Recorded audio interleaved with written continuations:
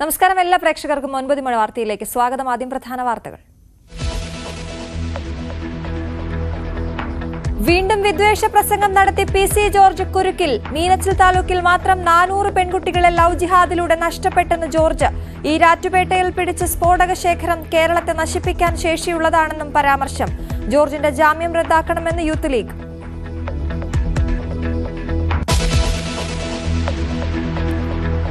വ്യാജ ഫണ്ടിംഗിൽ SDPIക്ക് കുരുക്കുമുറുക്കി enforcement directorate. വിദേശത്തു നിന്നുള്ള നിയമവിരുദ്ധ ഫണ്ട് കൈമാറ്റത്തിന്റെ വിവരങ്ങൾ കണ്ടെത്തി. 29 അക്കൌണ്ടുകളിലൂടെ നിക്ഷേപിച്ചത് 262 കോടി. കണക്കിൽപ്പെടാത്ത പണത്തെക്കുറിച്ചും അന്വേഷണം.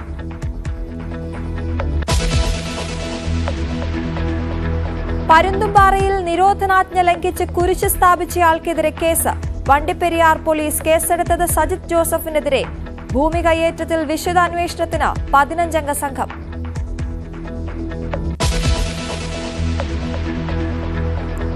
കൊച്ചിയിലെ ബ്യൂട്ടി പാർലർ ഉടമ ഷീല സണ്ണിക്കെതിരായ വ്യാജ ലഹരി കേസിൽ പ്രത്യേക അന്വേഷണ സംഘം. കൊടുങ്ങല്ലൂർ DYSP PK രാജു അന്വേഷണ സംഘത്തലവൻ.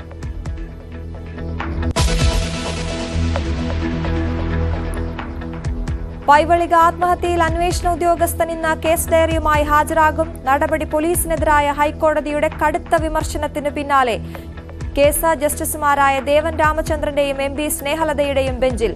ആന്തരിക അവയവങ്ങളുടെ ഫോറൻസിക് പരിശോധനാ ഫലം കാത്ത് പോലീസ്.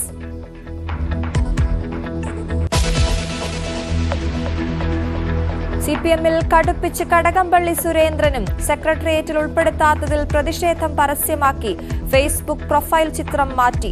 A പത്മകുമാറിനെ BJP നേതാക്കൾ സന്ദർശിച്ചതിൽ CPM പത്തനംതിട്ട ജില്ലാ കമ്മിറ്റിക്ക് അതൃപ്തി. നാളത്തെ ജില്ലാ കമ്മിറ്റി ചർച്ച ചെയ്യും.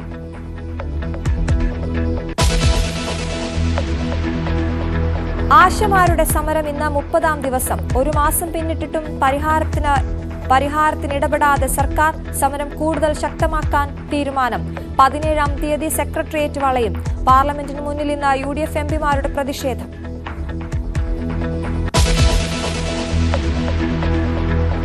തെക്കൻ ജില്ലകളിൽ ഇന്ന് ശക്തമായ മഴയുണ്ടാകുമെന്ന് കാലാവസ്ഥാ മുന്നറിയിപ്പ്. 4 ജില്ലകളിൽ യെല്ലോ അലർട്ട്. തിരുവനന്തപുരം, കൊല്ലം ജില്ലകളിൽ തീരപ്രദേശത്ത് ജാഗ്രതാ നിർദ്ദേശം. കടലാക്രമണത്തിനും കള്ളക്കടൽ പ്രതിഭാസത്തിനും സാധ്യത. തമിഴ്നാട്ടിൽ എല്ലാ ജില്ലകളിലും മഴ മുന്നറിയിപ്പ്.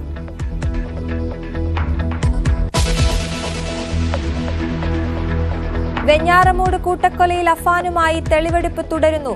ഇന്ന് അഫാനെ എത്തിച്ചത് കൊല്ലപ്പെട്ട പിതൃ സഹോദരൻ ലത്തീഫിന്റെ വീട്ടിൽ. ആശുപത്രിയിലുള്ള മാതാവ് ഷെമിയുടെ നില മെച്ചപ്പെട്ടു. ICUവിൽ നിന്ന് മുറിയിലേക്ക് മാറ്റി.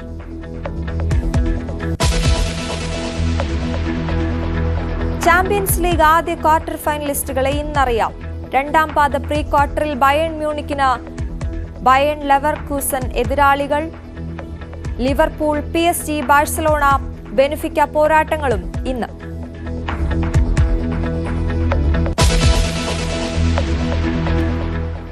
വിശദമായ വാർത്തയിലേക്ക്. PFI SDPI വ്യാജ ഫണ്ടിംഗിൽ കൂടുതൽ വിവരങ്ങൾ കണ്ടെത്തി ED. നിയമവിരുദ്ധമായി വിദേശത്ത് ഫണ്ട് സ്വരൂപിക്കുകയും ഇന്ത്യയിലേക്ക് കൈമാറ്റം ചെയ്യുന്നതിന്റെ തെളിവുകൾ EDക്ക് ലഭിച്ചു. 2009 മെയ് മുതൽ 2022 മെയ് വരെ PFIയുടെ 29 അക്കൌണ്ടുകളിലേക്ക് 262 കോടിയിലധികം നിക്ഷേപിച്ചതായി അന്വേഷണത്തിൽ കണ്ടെത്തി. കണക്കിൽപ്പെടാത്ത പണരസീതുകൾ PFIയുടെ ബാങ്ക് അക്കൌണ്ടുകളിൽ പ്രതിഫലിച്ചിട്ടില്ലെന്നും അന്വേഷണ ഏജൻസികൾ കണ്ടെത്തി. CV അനുമോദ് വാർത്തയുടെ വിശദാംശങ്ങളുമായി ചേരുന്നു. അനുമോദ്, കൂടുതൽ വിവരങ്ങളുമായി ED എത്തിയിരിക്കുന്നു. EDക്ക് മുന്നിലേക്ക് ബാങ്ക് അക്കൌണ്ടുകളുടെ അടക്കം വിവരങ്ങൾ എത്തിയിരിക്കുകയാണ്. എന്തൊക്കെയാണ് വിശദാംശങ്ങൾ?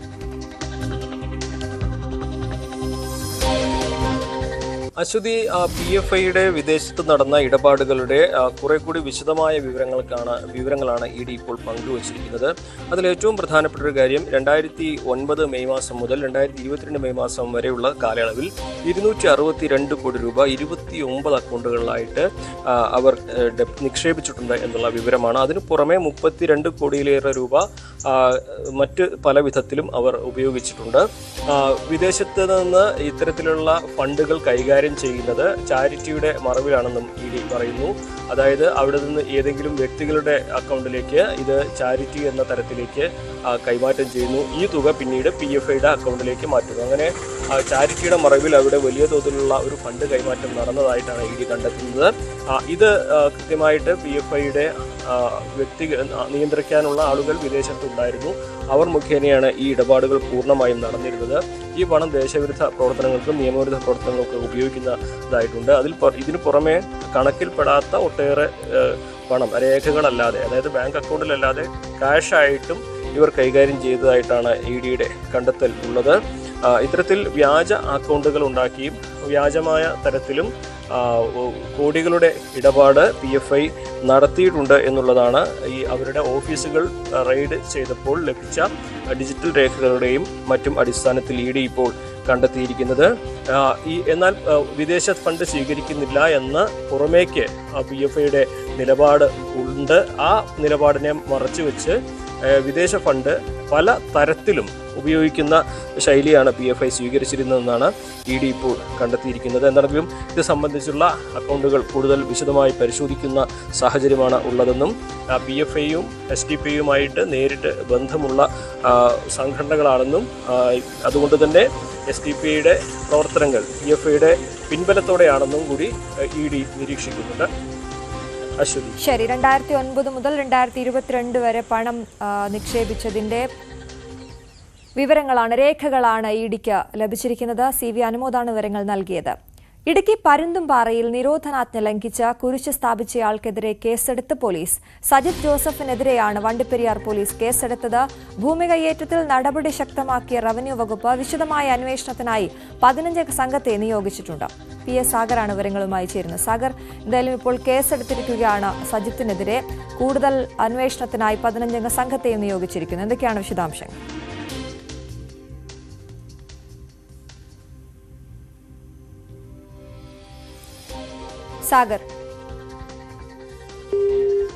സാഗറിലേക്ക് എത്താം. എന്തായാലും ഇപ്പോൾ നിരോധനാജ്ഞ ലംഘിച്ച് കുരിശ് സ്ഥാപിച്ച സജിത്തിനെതിരെ കേസെടുത്തിരിക്കുകയാണ്. ഇടുക്കിയിൽ പരുന്തുംപാറയിലെ കയ്യേറ്റം അന്വേഷിക്കുന്നതിനായി 15 സംഘത്തെയും ഇപ്പോൾ നിയോഗിച്ചിരിക്കുകയാണ് റവന്യൂ വകുപ്പ്. നടപടികൾ ശക്തമായി മുന്നോട്ട് കൊണ്ടുപോകാൻ തന്നെയാണ് തീരുമാനമെന്നാണ് ഇതിൽ നിന്നും നമുക്ക് മനസ്സിലാകുന്നത്. എന്തായാലും വണ്ടിപ്പെരിയാർ പോലീസാണ് ഈ വിഷയത്തിൽ സജിത് ജോസഫിനെതിരെ ഇപ്പോൾ കേസെടുത്തിരിക്കുന്നത്.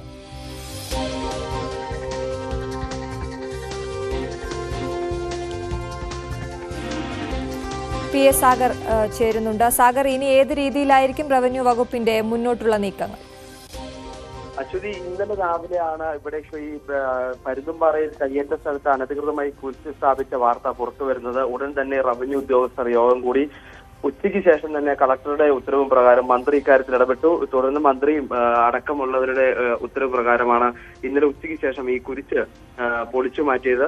ഈ കുരിശ് പൊളിച്ചു മാറ്റിയത് കൂടാതെ ഇവിടെ നിരോധനാജ്ഞ ലംഘിച്ച് നിർമ്മാണ പ്രവർത്തനം നടത്തിയ ഈ കുരിശ് സ്ഥാപിച്ച തൃക്കൊടുത്താനം സ്വദേശി സജിത് ജോസഫിനെതിരെ വണ്ടിപ്പെരിയാർ പോലീസ് കേസും രജിസ്റ്റർ ചെയ്തിട്ടുണ്ട്.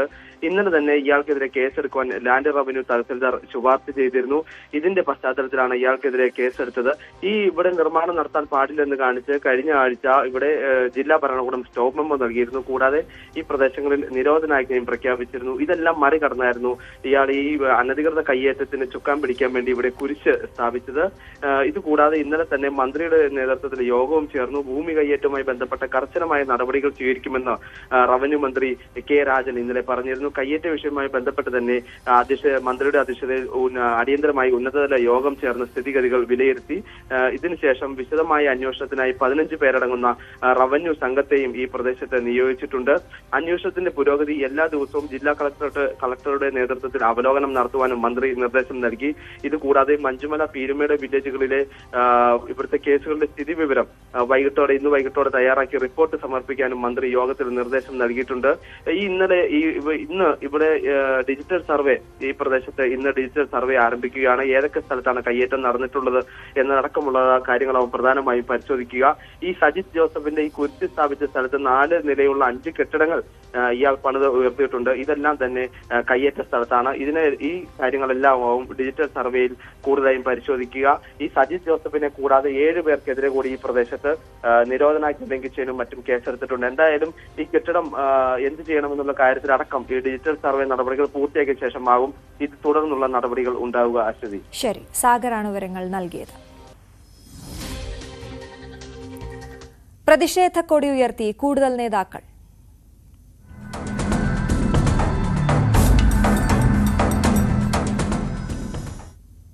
CPM സംസ്ഥാന സെക്രട്ടേറിയറ്റിലേക്ക് പരിഗണിക്കപ്പെടാത്തതിൽ അതൃപ്തി സൂചിപ്പിച്ച് കടകംപള്ളി സുരേന്ദ്രനും 2016 നവകേരള മാർച്ചിന്റെ സമാപനത്തിൽ ശംഖുമുഖത്ത് സംസാരിക്കുന്ന ഫോട്ടോ ഫേസ്ബുക്കിൽ ചിത്രമാക്കി. പിണറായി മുഖ്യമന്ത്രിയാകും മുൻപുള്ള മാർച്ചിന്റെ വിജയശില്പി താനും കൂടിയാണെന്ന് അവകാശപ്പെടുന്നതാണ് ചിത്രം. എന്തായാലും ഫേസ്ബുക്കിലെ കവർ ഫോട്ടോയാണ് കടകംപള്ളി സുരേന്ദ്രൻ മാറ്റിയിരിക്കുന്നത്. നവകേരള മാർച്ചിന്റെ സമാപന സമ്മേളനം 2016 നവകേരള മാർച്ചിന്റെ സമാപന സമ്മേളനത്തിൽ അദ്ദേഹം വലിയ ഒരു ജനക്കൂട്ടത്തെ അഭിസംബോധന ചെയ്യുന്ന ചിത്രമാണ് കവർ പേജാക്കി മാറ്റിയിരിക്കുന്നത്. ഫെബ്രുവരി 15 നടന്ന ആ ഫോട്ടോ അത് ഇപ്പോൾ പങ്കുവച്ചതിലെ രാഷ്ട്രീയമാണ് നമ്മൾ ഇനി സംസാരിക്കേണ്ടത്. എന്തായാലും ഇന്നത്തെ പിണറായി വിജയൻ മുഖ്യമന്ത്രിയായി നിൽക്കുന്ന ഈ പിണറായി വിജയന്റെ മുഖ്യമന്ത്രിയാകും മുൻപുള്ള മാർച്ചിന്റെ വിജയശില്പി താനും കൂടിയാണെന്ന് അവകാശപ്പെടുന്നതാണ് ഈ ചിത്രം എന്നതാണ് കടകംപള്ളി സുരേന്ദ്രൻ വ്യക്തമാക്കുന്നത്. ഒപ്പം BJP നേതാക്കൾ A. പത്മകുമാറിന്റെ വീട്ടിലെത്തി കൂടിക്കാഴ്ച നടത്തിയതിൽ CPM പത്തനംതിട്ട ജില്ലാ നേതൃത്വത്തിന് വലിയ അതൃപ്തിയുണ്ട്. നാളെ ചേരുന്ന ജില്ലാ കമ്മിറ്റി യോഗം വീണ ജോർജിനെ സംസ്ഥാന കമ്മിറ്റിയിൽ പ്രത്യേക സ്ഥിരം ക്ഷണിതാവാക്കിയതിനെതിരെയുള്ള പത്മകുമാറിന്റെ പരസ്യ പ്രതികരണം ചർച്ച ചെയ്യും. എന്നാൽ താൻ വീട്ടിലില്ലാത്ത സമയത്താണ് BJP നേതാക്കൾ എത്തിയതെന്നും SDPIയിൽ ചേർന്നാലും BJPയിൽ ചേരില്ല എന്നുമായിരുന്നു പത്മകുമാറിന്റെ പ്രതികരണം.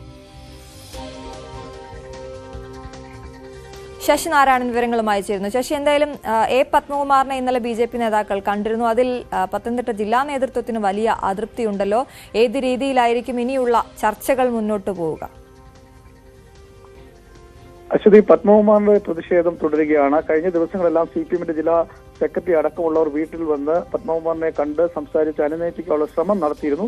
അതിനുശേഷം ജില്ലാ സെക്രട്ടറി പറഞ്ഞ പത്മകുമാറിന്റെ വിഷയം 23, അതായത് 12 നാളെ നടക്കുന്ന ജില്ലാ കമ്മിറ്റി യോഗത്തിൽ ചർച്ച ചെയ്യും. അത് സംസ്ഥാന നേതാക്കൾ അടക്കം പങ്കെടുക്കുന്ന ഒരു കമ്മിറ്റിയിലായിരിക്കും ഈ വിഷയം ചർച്ച ചെയ്യുക. അത് രാഷ്ട്രീയപരമായുള്ള കാര്യമാണ്, സംഘടനാപരമായുള്ള കാര്യമാണ്. അത് ചർച്ച ചെയ്ത് പരിഹരിക്കുന്ന ഒരു കാര്യമാണ് ഇന്നലെ ജില്ലാ സെക്രട്ടറി രാജു എബ്രഹാം വ്യക്തമാക്കിയത്. അതിന് പിന്നാലെയാണ് ഇന്നലെ വൈകിട്ട് BJPയുടെ സംസ്ഥാന പ്രസിഡന്റ് BJPയുടെ ജില്ലാ പ്രസിഡന്റ് VA സൂരജ് അടക്കമുള്ള നേതാക്കൾ ഇന്നലെ പത്മകുമാറെ കാണാൻ ആറന്മുളയിലെ വീട്ടിലെത്തിയത്. അവിടെ എത്തുന്ന സമയത്ത് പത്മകുമാർ വീട്ടിലില്ല എന്നുള്ള കാര്യമാണ് നമ്മളോട് പറഞ്ഞത്. എന്തായാലും അദ്ദേഹം നമ്മളോട് ഈ വിവരം ആരാഞ്ഞപ്പോൾ പറഞ്ഞത് SDPയിൽ പോയാലും BJPയിൽ താൻ പോകില്ല എന്നുള്ള രീതിയിലാണ് അദ്ദേഹം വ്യക്തമാക്കിയത്. എന്തായാലും ഈ വിവാദം ഈ സംസ്ഥാന സമിതിയിൽ മന്ത്രി വീണ ജോർജിനെ ക്ഷണിതാവായി ഉൾപ്പെടുത്തിയതുമായി ബന്ധപ്പെട്ട് വലിയ വിവാദങ്ങൾക്കാണ് തുടക്കം കുറിച്ചത്. പരസ്യമായി ഒരു പ്രതികരണം നടത്തിയത് ഈ പത്മകുമാറാണ്. അതുകൊണ്ട് തന്നെ നടപടി ഉണ്ടാകാൻ സാധ്യതയുണ്ട്. അടുത്ത പാർട്ടിയിൽ നിന്ന് നടപടി ഉണ്ടാകും എന്നുള്ള കാര്യം പത്മകുമാറിന് ബോധ്യമുണ്ട്. എന്തായാലും ഈ പാർട്ടിയിലെ ഓരോ ഘടകത്തിലും തിരഞ്ഞെടുക്കപ്പെടുന്ന ആളുകളുടെ ആ പ്രവൃത്തിയും അവരുടെ സംഘടനാപരമായ പ്രവർത്തനങ്ങളൊക്കെ വിലയിരുത്തിയാണ് സാധാരണഗതിയിൽ നടത്താറുള്ളത്. പക്ഷേ ഈ പ്രാവശ്യം സംസ്ഥാന സമ്മേളനത്തിൽ ഈ ഒരു കാര്യം പാലിച്ചില്ല എന്നുള്ള കാര്യം ചൂണ്ടിക്കാട്ടിയാണ് പത്മകുമാർ ഈ സാമൂഹ്യ മാധ്യമങ്ങളിൽ തന്റെ പ്രതിഷേധം രേഖപ്പെടുത്തിയത്. അതിൽ ഒരു CPMകാരനായ തനിക്കെതിരെ പാർട്ടിയിൽ നടപടി ഉണ്ടാകും എന്നുള്ള കാര്യം അറിഞ്ഞുകൊണ്ട് തന്നെയാണ് താനിത് പ്രതികരിക്കുന്നത്. ഇത് തനിക്ക് വേണ്ടി മാത്രമല്ല, പാർട്ടിയിലെ എല്ലാ ആൾക്കാർക്കും വേണ്ടി തന്നോടൊപ്പം ഇത്തരം സാഹചര്യത്തിൽ തന്നോടൊപ്പം തന്നെ ഈ അതൃപ്തിയുള്ള നേതാക്കൾക്ക് വേണ്ടിയോടെയാണ് താൻ ഈ തുറന്നു പറയുന്നത് എന്നുള്ള കാര്യത്തിൽ ആണ് പത്മകുമാർ ഇന്നലെ മുതൽ ഇത് വ്യക്തമാക്കിയിട്ടുള്ളത്. അതായത് ഇന്ന് AK ബാലൻ ഇന്നലെ രാത്രി പത്മകുമാറിനെ വിളിച്ചായ ഒരു സൂചനയുണ്ട്.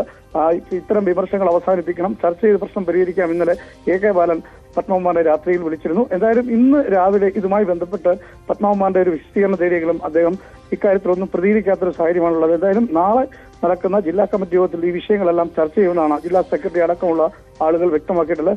ഇന്നലെ BJPയുടെ നേതാക്കൾ വീട്ടിലെത്തിയുമായി ബന്ധപ്പെട്ടും CPMന് ഉള്ളിൽ അതൃപ്തിയുണ്ട്, നടപടി ഉണ്ടാകാൻ സാധ്യതയുണ്ട് എന്നുള്ളതാണ് നമുക്ക് ഇതുമായി ബന്ധപ്പെട്ട് അറിയാൻ കഴിയുന്നത്. ശരി, ശശിനാരായണനാണ് വിവരങ്ങൾ നൽകിയത്. എന്തായാലും എ പത്മകുമാർ പരസ്യമായാണ് പ്രതികരിച്ചതെങ്കിൽ മറ്റ് പലയിടങ്ങളിൽ നിന്നും പരോക്ഷമായുള്ള പ്രതികരണങ്ങൾ വന്നുകൊണ്ടേയിരിക്കുകയാണ്. വി അരുൺ നമുക്കൊപ്പം ചേരുന്നു. അരുൺ, കടകംപള്ളി സുരേന്ദ്രൻ ഇന്നലെ അദ്ദേഹത്തിന്റെ ഫേസ്ബുക്ക് കവർ ഫോട്ടോ മാറ്റിയിരുന്നു. നവകേരള മാർച്ചിന്റെ സമാപന സമ്മേളനം 2016 ഫെബ്രുവരി 15 എന്ന് പറഞ്ഞുകൊണ്ട് വലിയൊരു ജനക്കൂട്ടത്തെ അഭിസംബോധന ചെയ്യുന്ന അദ്ദേഹത്തിന്റെ ചിത്രം പങ്കുവച്ചിരുന്നു. എങ്ങനെയാണ് അതിനെ കാണേണ്ടത്? കടകംപള്ളി സുരേന്ദ്രൻ CPM-ന്റെ തിരുവനന്തപുരം ജില്ലയിലെ പ്രധാനപ്പെട്ട നേതാവാണ്. അദ്ദേഹം സംസ്ഥാന സമിതിയിലും വളരെ സീനിയറായ നേതാവാണ്. അദ്ദേഹം സംസ്ഥാന സമിതി അംഗത്വത്തിൽ നിന്ന് സെക്രട്ടേറിയറ്റിലേക്ക് ഇത്തവണ ഉയർത്തപ്പെടുമെന്ന വലിയ പ്രതീക്ഷ പൊതുവിൽ അദ്ദേഹത്തിനുണ്ടായിരുന്നു. CPM-ന്റെ ജില്ലാ നേതൃത്വത്തിലെ അതൊരു അണികൾക്കും ഉണ്ടായിരുന്നു. പക്ഷെ അതുണ്ടായില്ല. അതിന്റെ ഒരു അതിർത്തി പരോക്ഷമായി സൂചിപ്പിക്കുകയാണ് കടകംപള്ളി സുരേന്ദ്രന്റെ ഫേസ്ബുക്ക് അദ്ദേഹത്തിന്റെ പ്രൊഫൈൽ ചിത്രം, പുതിയ ചിത്രം.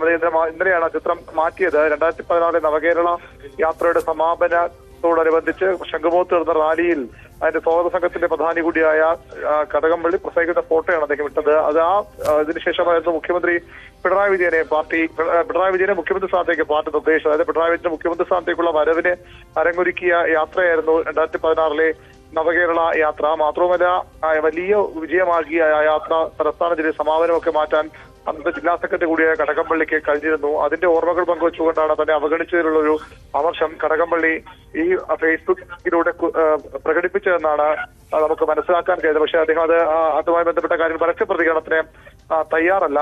തിരുവനന്തപുരം ജില്ലയിലെ നേതാക്കൾക്കും വലിയൊരു വിഭാഗത്തിനും ജില്ലയിൽ നിന്ന് സംസ്ഥാന സെക്രട്ടേറിയറ്റിലെ പ്രാതിനിധ്യം ഇല്ലാതാക്കിയതിൽ കടുത്ത അമർഷമുണ്ട്. ജില്ലയിലുള്ളവരെ വിശ്വസിക്കാൻ കൊള്ളില്ലാത്തവരാണ് തിരുവനന്തപുരത്തുകാർ എന്നൊരു ബോധ്യം CPM-ന്റെ നേതൃത്വത്തിന് പണ്ട് മുതലേ ഉണ്ട് എന്നാണ് ഇതുമായി ബന്ധപ്പെട്ട് ഒരു നേതാവിനോട് സംസാരിച്ചപ്പോൾ അദ്ദേഹം പറഞ്ഞത്. അത് മാറി വരികയായിരുന്നു. പക്ഷെ വീണ്ടും അത്തരത്തിൽ തിരുവനന്തപുരത്തിന്റെ പ്രാതിനിധ്യം ഒഴിവാക്കി ഇങ്ങനെ വലിയ അവഗണന ജില്ലയ്ക്ക് പാർട്ടിയിൽ ഉണ്ടാകുന്നു എന്നൊരു അമർഷം നേതാക്കൾക്ക് ഉണ്ട്. നേരത്തെ ആനന്ദവട്ടവാനന്തരം അതിനുശേഷം ആനാവൂർ നാഗപ്പനും CPM-ന്റെ സംസ്ഥാന സെക്രട്ടേറിയറ്റ് ഉണ്ടായിരുന്നു. അതിനുശേഷം ഇപ്പോൾ ആരെയും ഉൾപ്പെടുത്തുന്നില്ല.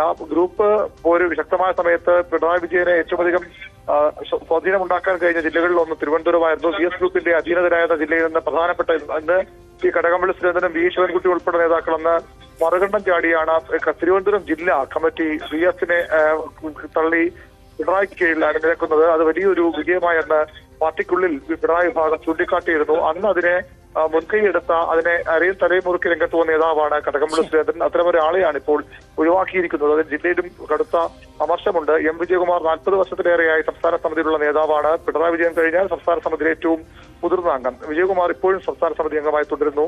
അതിലും ചില ഫേസ്ബുക്ക് പോസ്റ്റൊക്കെ പ്രതിഷേധം അറിയിച്ചുകൊണ്ടുള്ള പ്രവർത്തകരുടെ ഫേസ്ബുക്ക് പോസ്റ്റൊക്കെ ഇന്നലെയും ചർച്ചയായിട്ടുണ്ട്. വി അരുണാണ് തിരുവനന്തപുരത്ത് നിന്നും വിശദവിവരങ്ങൾ നൽകിയത്. മറ്റു വാർത്തകൾ ഇടവേളയ്ക്ക് ശേഷം.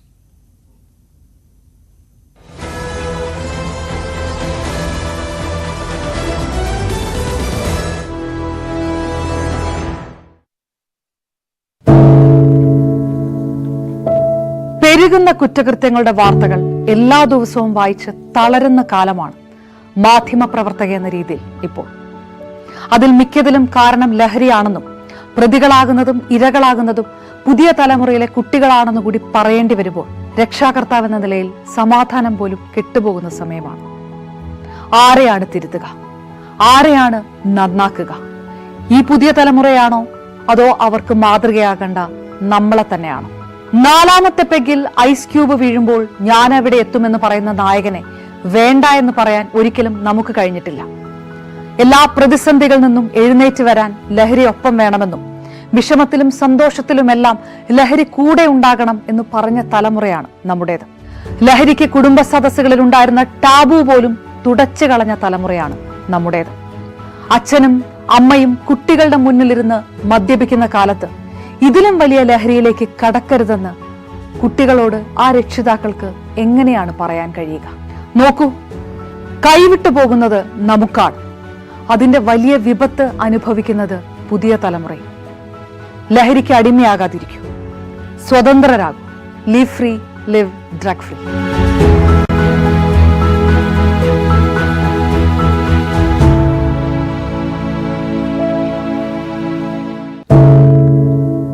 എന്തു പറ്റി നമ്മുടെ നാടിന് എന്ന് ചോദിച്ചു പോകുന്ന കാര്യങ്ങളാണ് ഇപ്പോൾ സംഭവിക്കുന്നത്. എന്തൊക്കെയാണ് നമ്മുടെ യുവതലമുറ തെരുവുകളിൽ കാട്ടിക്കൂട്ടുന്നത്? കൊല്ലാൻ പോലും മടികാട്ടാത്ത ഇവർ സ്വബോധത്താൽ ഇങ്ങനെയൊന്നും ചെയ്യില്ല. നാടിന്റെ അഭിമാനമായി വളരേണ്ട യുവത്വത്തെ ഇങ്ങനെ പോകാൻ അനുവദിച്ചുകൂടാ.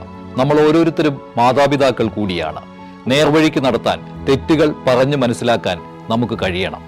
ഇപ്പോഴത്തെ അക്രമ സംഭവങ്ങളിൽ 99% ലഹരിയുടെ, പ്രത്യേകിച്ച് ഗുരുതരമായ ആരോഗ്യ പ്രശ്നങ്ങളിലേക്ക് കൊണ്ടുവന്നെത്തിക്കുന്ന ഡ്രഗ്സിന്റെ ഉപയോഗമുണ്ടെന്ന് മനസ്സിലാക്കിയിട്ടുണ്ട്.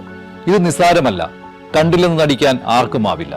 ജീവിതം ഒട്ടേറെ ബാക്കിയുണ്ടെന്ന് യുവതലമുറ മനസ്സിലാക്കണം. സ്നേഹിക്കാൻ, സർഗാത്മകത, ലഹരിയുടെ സഹായമില്ലാതെ വളർത്താൻ അവർക്ക് കഴിയണം. നിയമത്തിന്റെ ശക്തി അവരെ ബോധ്യപ്പെടുത്തണം. Say no to drugs, a big yes to life.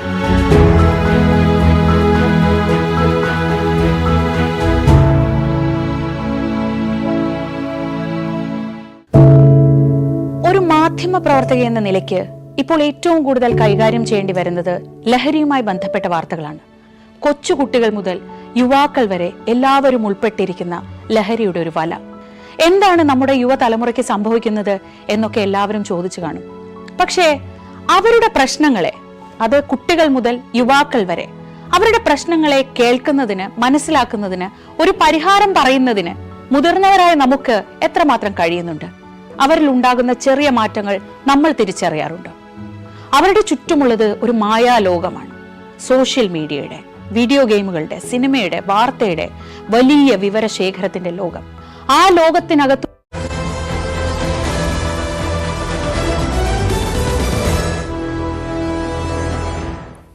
വീണ്ടും വാർത്തയിലേക്ക്. കാസർഗോഡ് പൈവളികയിൽ 15-കാരിയെയും അയൽവാസിയായ യുവാവിനെയും മരിച്ച നിലയിൽ കണ്ടെത്തിയ സംഭവത്തിൽ അന്വേഷണ ഉദ്യോഗസ്ഥൻ ഇന്ന് ഹൈക്കോടതിയിൽ ഹാജരാകും.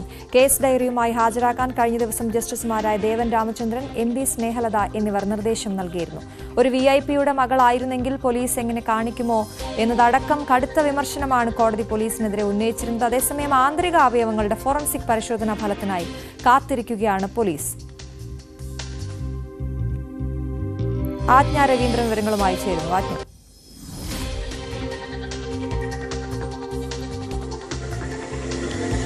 അശ്വതി, ഇന്ന് വീണ്ടും ഇതുമായി ബന്ധപ്പെട്ട് കാസർഗോഡ് DYSP ഇതിന്റെ റിപ്പോർട്ട് മുഴുവൻ കോടതിയിൽ ഹാജരാക്കണമെന്ന് തന്നെയാണെന്ന് ഹൈക്കോടതി ആവശ്യപ്പെട്ടിരിക്കുന്നത്. അടിയന്തരമായി അന്വേഷണ ഉദ്യോഗസ്ഥൻ കോടതിയിൽ ഹാജരാക്കണം. കേസ് ഡയറി റിപ്പോർട്ട്, ഇതുവരെയുള്ള അന്വേഷണ റിപ്പോർട്ട് കോടതിയിൽ ഹാജരാക്കണമെന്നാണ്. കഴിഞ്ഞ ഫെബ്രുവരി 12-നാണ് പെൺകുട്ടിയെ കാണാതാകുന്നത്. 15 വയസ്സുള്ള ഒരു പെൺകുട്ടി ഏത് തരത്തിലുള്ള മിസ്സിംഗ് ആണെന്ന് അറിയാത്തൊരു സാഹചര്യം, പോക്സോ കേസ് ഉൾപ്പെടെ ചുമത്താവുന്ന സാഹചര്യമുണ്ടോ, ഇത്തരം കാര്യങ്ങളൊക്കെ നിലനിൽക്കുമ്പോൾ പെൺകുട്ടിയുടെ അമ്മ നൽകിയ ഹേബിയസ് കോർപ്പസ് ഹർജിയിൽ ഒരു നീക്കുപോക്കുമില്ലാതെ പോലീസ് ഈ 3 ആഴ്ചക്കാലത്തോളം കഴിച്ചുകൂട്ടി എന്നുള്ളത് അങ്ങേറ്റം ദയനീയമാണെന്ന് പോലീസ് കോടതി ചൂണ്ടിക്കാട്ടുന്നുണ്ട്. 26 ദിവസത്തിന് ശേഷം പെൺകുട്ടിയെയും ഒപ്പമുണ്ടായിരുന്ന ഡ്രൈവറുടെ മൃതദേഹം ഈ പെൺകുട്ടിയുടെ വീടിനടുത്തു നിന്നും ഏകദേശം 200 മീറ്റർ അകലത്തു നിന്നാണ് ഈ രണ്ടുപേരും തൂങ്ങി മരിച്ച നിലയിൽ കണ്ടെത്തിയത്. മൃതദേഹം ജീർണിച്ചു തുടങ്ങിയിരുന്നു. പോലീസ് ഒരു ചെറിയ അന്വേഷണം നടത്തിയെന്നെങ്കിൽ പോലും ആദ്യ ദിവസം തന്നെ ഇവരെവിടെയായിരുന്നു എന്ന് കണ്ടെത്താമായിരുന്നു. മാത്രമല്ല, ഈ മൊബൈൽ ടവർ വീടിന്റെ അടുത്ത് തന്നെയാണ് കാണിച്ചിരുന്നത്. മൊബൈൽ ലൊക്കേഷൻ കാണിച്ചിരുന്നത് വീടിനടുത്ത് തന്നെയായിരുന്നു. എന്നിട്ടും പോലീസ് ഇതിലെന്താണ് ഇത്രയധികം അമാന്തം കാണിച്ചത്? ഒരു VVIPയുടെ മകളായിരുന്നെങ്കിൽ ഇത്തരത്തിലുള്ള നീക്കം പോലീസിന്റെ ഭാഗത്തുനിന്ന് ഉണ്ടാകുമായിരുന്നു. ഇത് അങ്ങേയറ്റം ജാഗ്രതയില്ലായ്മയാണ്. തെരുവിൽ കഴിയുന്ന ആളാണെങ്കിലും VIP ആണെങ്കിലും നിയമത്തിന് മുന്നിൽ ഒരുപോലെയാണ് എന്ന് കോടതി സൂചിപ്പിക്കുന്നു. ഇത്തരം കാര്യങ്ങൾ, അതായത് നിയമപാലകർ തന്നെ ഇത്തരം സംവിധാനങ്ങൾ ആളുകൾക്ക് നൽകാതെ, അല്ലെങ്കിൽ നിയമത്തിന്റെ സംരക്ഷണം നൽകാതെ നിയമപാലകർ തന്നെ അതിന് വീഴ്ച വരുത്തുന്ന സാഹചര്യം മുന്നിലുള്ളത് ക്ഷമിക്കാൻ പറ്റുന്ന തെറ്റല്ല എന്നും കോടതി ചൂണ്ടിക്കാണിക്കുന്നു. എന്തായാലും കാസർഗോഡ് DYSPയുടെയും SHOയുടെ നേതൃത്വത്തിലുള്ള അന്വേഷണ സംഘമായിരുന്നു കേസ് അന്വേഷിച്ചിരുന്നത്. കാസർഗോഡ് DYSP സുനിൽകുമാർ എന്ന കേസ് ഡയറിയുമായി കോടതിയിൽ ഹാജരാകണമെന്നാണ് ഹൈക്കോടതി നിർദ്ദേശിച്ചിരിക്കുന്നത്. ആദ്യഘട്ടത്തിൽ തന്നെ ഒരുപക്ഷെ കേസ് എടുത്തേക്കാമെന്നാണ് മനസ്സിലാക്കാൻ കഴിയുന്നത്. എന്തായാലും ഉച്ചയ്ക്കുള്ളിൽ തന്നെ, ഉച്ചതിരിയുന്നതിന് മുൻപ് തന്നെ ഈ കേസിൽ ഇന്ന് തന്നെ ഒരുപക്ഷെ കോടതിയിൽ ഹാജരായാൽ അന്വേഷണ ഉദ്യോഗസ്ഥന് നേരിട്ട് വിമർശിക്കാനുള്ള സാഹചര്യം, കടുത്ത വിമർശനം കോടതിയുടെ ഭാഗത്തുനിന്ന് ഉണ്ടാകാനുള്ള സാഹചര്യം, ഇത് തുടർച്ചയായി ഉണ്ടാകാനുള്ള സാഹചര്യമുണ്ട്. എന്തായാലും ഇന്ന് കേസ് ഡയറിയുമായി അന്വേഷണ ഉദ്യോഗസ്ഥൻ, അതായത് DYSP സുനിൽകുമാർ കോടതിയിൽ ഹാജരാകണം. 10:15 കോടതി തുടങ്ങുമ്പോൾ തന്നെ ഈ കേസ് പരിഗണിക്കുമെന്നാണ് മനസ്സിലാക്കാൻ കഴിയുന്നത്. എന്തായാലും ഉച്ചയ്ക്ക് മുൻപുള്ള കേസുകൾക്കുള്ളിൽ ഈ കേസ് പരിഗണിക്കും. അടിയന്തര പ്രാധാന്യത്തോടെ തന്നെ ഈ കേസ് പരിഗണിക്കുമെന്നാണ് മനസ്സിലാക്കാൻ കഴിയുന്നത്. അശ്വതി. ആജ്ഞ രവീന്ദ്രൻ, കൊച്ചിയിൽ. തിരുവനന്തപുരം വെഞ്ഞാറമൂട് കൂട്ടക്കൊലപാതകത്തിൽ പ്രതി അഫാനുമായി തെളിവെടുപ്പ്. പിതൃ സഹോദരൻ അബ്ദുൾ ലത്തീഫ്, ഭാര്യ സജിദ ബീഗം എന്നിവരെ കൊലപ്പെടുത്തിയ SN പുരത്തെ വീട്ടിലെത്തിച്ചാണ് തെളിവെടുപ്പ്. ഡാൻ കുര്യനാണ് വിവരങ്ങളുമായി ചേരുന്നത്. ഡാൻ, എങ്ങനെ പുരോഗമിക്കുന്നു തെളിവെടുപ്പ്? അശ്വതി, ആ വീട്ടിലുള്ള SN പുരത്തെ പിതൃ സഹോദരൻ ലത്തീഫിന്റെയും ഭാര്യ സജിദ ബീഗത്തിന്റെയും വീട്ടിലെത്തിച്ചുള്ള തെളിവെടുപ്പ് പൂർത്തിയായിട്ടുണ്ട്. വീടിന് സമീപത്ത് നിന്ന് അഫാൻ ഇവരെ ആക്രമിച്ചതിന് ശേഷം ഉപേക്ഷിച്ച ലത്തീഫിന്റെ മൊബൈൽ ഫോൺ ഒരു കുഴിയിൽ നിന്ന് കണ്ടെടുത്തു. അതോടൊപ്പം തന്നെ കാട്ടിൽ വലിച്ചെറിഞ്ഞ ഒരു താക്കോൽ കൂട്ടമുണ്ടായിരുന്നു വാഹനത്തിന്റെ. ആ വാഹനത്തിന്റെ താക്കോലും സമീപത്തെ ഒരു പറമ്പിൽ നിന്നാണ് കണ്ടെടുത്തിരിക്കുന്നത്. അതിനുശേഷമാണ് അന്വേഷണ സംഘം കിളിമാനൂർ പോലീസ് പ്രതിയുമായി ഇപ്പോൾ പേരമലയിലെ സ്വന്തം വീട്ടിലേക്ക്, അഫാന്റെ വീട്ടിലേക്ക് തെളിവെടുപ്പിനായി എത്തിയിരിക്കുന്നത്. ഇവിടെ നിന്ന് തെളിവെടുപ്പ് പൂർത്തിയാക്കിയതിനു ശേഷം ആരെങ്കിലും വന്നാൽ, ഈ കൃത്യം നടക്കുന്ന സമയത്ത് ആരെങ്കിലും എത്തിയാൽ അവരെ ആക്രമിക്കുന്നതിന് വേണ്ടി മുളക് പൊടി വാങ്ങിയ കടയിൽ എത്തിച്ചുകൂടി പ്രതിയുമായി തെളിവെടുപ്പ് നടത്തുമെന്നാണ് നമുക്ക് അറിയാൻ കഴിയുന്നത്. അതിനുശേഷമായിരിക്കും തിരികെ പോലീസ് സ്റ്റേഷനിലേക്ക് എത്തിക്കുക. 13 ദിവസത്തേക്കാണ് പോലീസിന്റെ കസ്റ്റഡിയിൽ അഫാനെ വിട്ടു നൽകിയിരിക്കുന്നത്.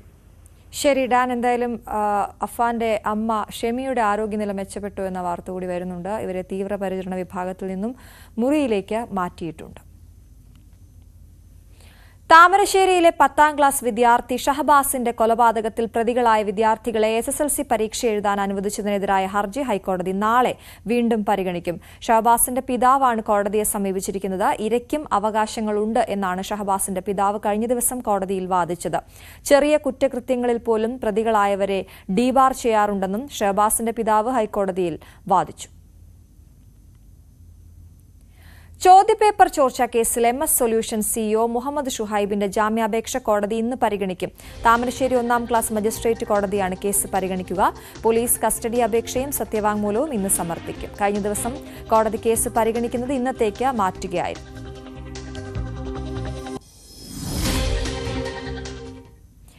ചേർത്തലയിൽ ഹോട്ടൽ ജീവനക്കാരും CPM DYFI പ്രവർത്തകരായ അഭിഭാഷകരും തമ്മിൽ ഏറ്റുമുട്ടൽ. മേശ തുടയ്ക്കുന്നതിനിടെ അഭിഭാഷകനായ സ്വരാജിന്റെ ശരീരത്തിൽ വെള്ളം തെറിച്ചതാണ് സംഘർഷത്തിലേക്ക് നയിച്ചത്.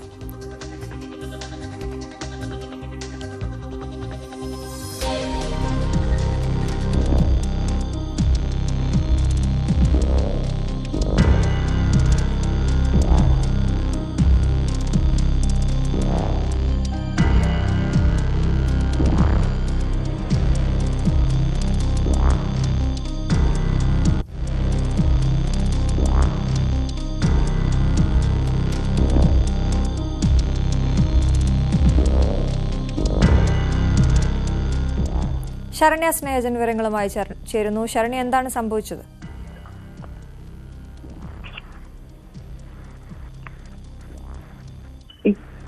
ചേർത്തലയിലാണ് കഴിഞ്ഞ ദിവസം ഇങ്ങനൊരു സംഘർഷം ഉണ്ടായിട്ടുള്ളത്. ചേർത്തല ഒരാഴ്ച മുമ്പ് ചേർത്തലയിലെ മധു ഹോട്ടലിൽ വെച്ചാണ് ഈ സംഘർഷം ഉണ്ടായത്. നമ്മൾ ദൃശ്യങ്ങൾ കാണുന്നത് ഈ ഹോട്ടലിനകത്ത് അഭിഭാഷകരായ ചേർത്തല കോടതിയിലെ അഭിഭാഷകരും CPM DYFI പ്രവർത്തകരുമായ സ്വരാജും ബിനീഷും ബാലസുബ്രഹ്മണ്യം അടക്കമുള്ള ആളുകൾ ഈ ഹോട്ടലിലെ ജീവനക്കാരുമായി ഉണ്ടായ തർക്കമാണ്. ആദ്യം ഈ തർക്കത്തിലേക്ക് നയിച്ച സംഭവം ഈ ഹോട്ടലിലെ ജീവനക്കാരൻ ടേബിൾ ക്ലീൻ ചെയ്യുന്നതിനിടയിൽ ആ ടേബിളിൽ നിന്നുള്ള വെള്ളം തെറിച്ച് അഭിഭാഷകനായ സ്വരാജിന്റെ ശരീരത്തിലേക്ക് വീഴുന്നു.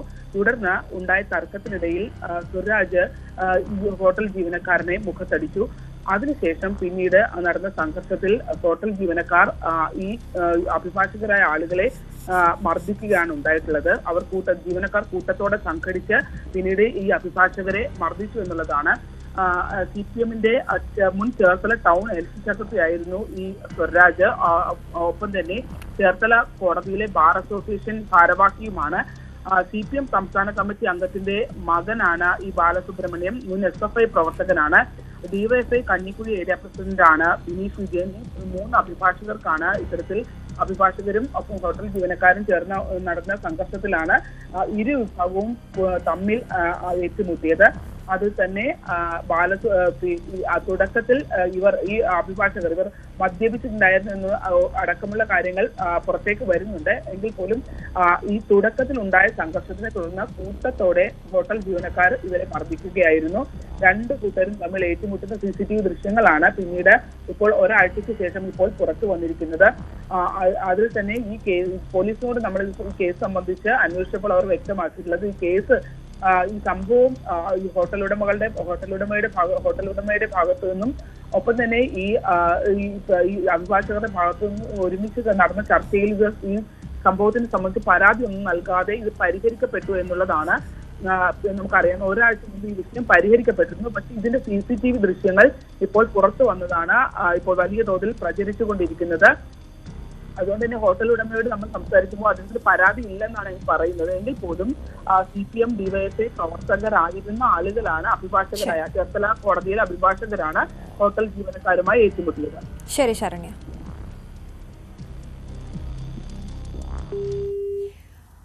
വയനാട് പുനരധിവാസത്തിലെ അനിശ്ചിതത്വം പ്രതിപക്ഷം ഇന്ന് നിയമസഭയിൽ ഉന്നയിക്കും. റൂൾ 50 നോട്ടീസായി വിഷയം അവതരിപ്പിക്കും. ടി സിദ്ദിഖ് MLA ആണ് നോട്ടീസ് നൽകിയത്. ഗതാഗതം, ആരോഗ്യ, കുടുംബക്ഷേമം, മത്സ്യബന്ധനം വകുപ്പുകളുടെ ധനാഭ്യർത്ഥന ചർച്ചകളും സഭയിൽ നടക്കും. VV അരുൺ വിവരങ്ങളുമായി ചേരുന്നു. അരുൺ, എന്തൊക്കെയാണ് ഇന്ന് സഭയിലേക്ക് വരുന്ന കാര്യങ്ങൾ?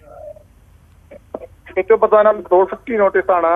വയനാട്ടിലെ മുണ്ടക്കയിലും ചുരൽമലയിലും ദുരന്തമുണ്ടായിട്ട് 8 മാസം ആകാറായി. ദുരന്തബാധിതരുടെ അന്തിമലിസ്റ്റ് പ്രസിദ്ധീകരിച്ചിട്ടില്ല. പുനരധിവാസ പ്രവർത്തനങ്ങൾ മന്ദഗതിയിലാണ്. ഇതാണ് പ്രതിപക്ഷത്തിന്റെ ആരോപണം. ടി സിദ്ദിഖാണ്, കൽപ്പറ്റ MLA ടി സിദ്ദിഖാണ് ഇത് സംബന്ധിച്ച് റൂൾ 50 നോട്ടീസ് നൽകിയിരിക്കുന്നത്. ഇത് സർക്കാർ പരിഗണിക്കുമോ എന്ന കാര്യമാണ് അറിയേണ്ടത്. ഏതായാലും പുനരധിവാസ പ്രവർത്തനങ്ങൾ ഈ മാസം അവസാനം തുടങ്ങുമെന്ന് കഴിഞ്ഞ ദിവസം റവന്യൂ മന്ത്രി കെ രാജൻ വ്യക്തമാക്കിയിരുന്നു. പക്ഷെ ഇതുവരെയും ഈ ഗുണഭോക്താക്കളുടെ പുനരധിവാസ പട്ടികയിൽ ഉൾപ്പെടേണ്ടവരുടെ അന്തിമ ലിസ്റ്റ് തയ്യാറാക്കിയിട്ടില്ല. അവിടെ വലിയ അനിശ്ചിതത്വം ആശങ്ക ജനങ്ങൾക്കിടയിലുണ്ട്. അതാണ് പ്രതിപക്ഷം എന്ന് കൊണ്ടുവരുന്നത്. കൃത്യമായി ഇതെന്ന് പൂർത്തിയാക്കാം, 1 വർഷത്തിനകം പൂർത്തിയാക്കും എന്നാണ് സർക്കാർ നേരത്തെ നൽകിയിട്ടുള്ള വാഗ്ദാനം. അതിന് കഴിയുമോ, ഏതുവരെ നടപടിക്രമങ്ങളുടെ കാര്യത്തിൽ സർക്കാരിന്റെ വിശദീകരണം ഇന്ന് സഭയിലുണ്ടായിരിക്കും. ശരി, VV അരുണാണ് നിയമസഭയിൽ നിന്ന് വിവരങ്ങൾ നൽകിയത്. ഓണറേറിയം വർധനവ് ഉൾപ്പെടെ ആവശ്യപ്പെട്ട് സെക്രട്ടേറിയറ്റിന് മുന്നിൽ ആശാവർക്കർമാർ രാപ്പകൽ സമരം തുടങ്ങിയിട്ട് 1 മാസം. വിവാദങ്ങളും അധിക്ഷേപ പരാമർശവും പോലീസ് ഇടപെടലുമൊക്കെ വന്നതോടെ സമരത്തിന് വൻ ജനപിന്തുണയാണ് ലഭിച്ചത്. മാസം 1 കഴിഞ്ഞിട്ടും സർക്കാർ ഇടപെടൽ വൈകുന്ന പശ്ചാത്തലത്തിൽ 2ാം ഘട്ടത്തിലേക്ക് കടക്കുകയാണ് ആശമാരുടെ സമരം. വിരമിക്കൽ ആനുകൂല്യങ്ങൾ ഉൾപ്പെടെ ആവശ്യപ്പെട്ടുകൊണ്ട് ഫെബ്രുവരി 10 തുടങ്ങിയ കേരള ആശാ ഹെൽത്ത് വർക്കേഴ്സ് അസോസിയേഷന്റെ സമരം വെയിലും മഴയുമേറ്റ് 30ാം നാളിൽ എത്തി നിൽക്കുമ്പോഴും സമരവീര്യം ഒട്ടും ചോർന്നിട്ടില്ലെന്നതിന് കടന്നുപോയ രാപ്പകലുകൾ തന്നെ സാക്ഷി. പിന്തുണയില്ലാതെ തുടങ്ങിയ പോരാട്ടം. ഇതിനിടയിൽ ചർച്ചയ്ക്ക് വിളിച്ചതിന് പിന്നാലെയുള്ള സംസ്ഥാന സർക്കാരിന്റെ കൈമലർത്തൽ. CITU ഉൾപ്പെടെയുള്ള ഇടത് അനുകൂല സംഘടനകളുടെ രൂക്ഷ വിമർശനം. ബദൽ സമരമുഖങ്ങൾ. എന്നാൽ ഒരു ഘട്ടത്തിൽ പോലും പിന്മാറാൻ തയ്യാറാകാതിരുന്നതോടെ സമരപ്പന്തലിലേക്ക് ജനപിന്തുണ ഒഴുകിയെത്തി.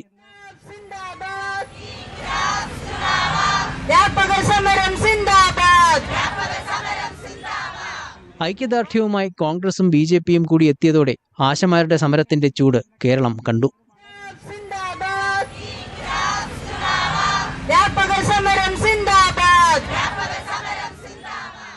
നിയമസഭയിലും പിന്നാലെ പാർലമെന്റിലും വരെ ആശമാരുടെ സമരമെത്തി.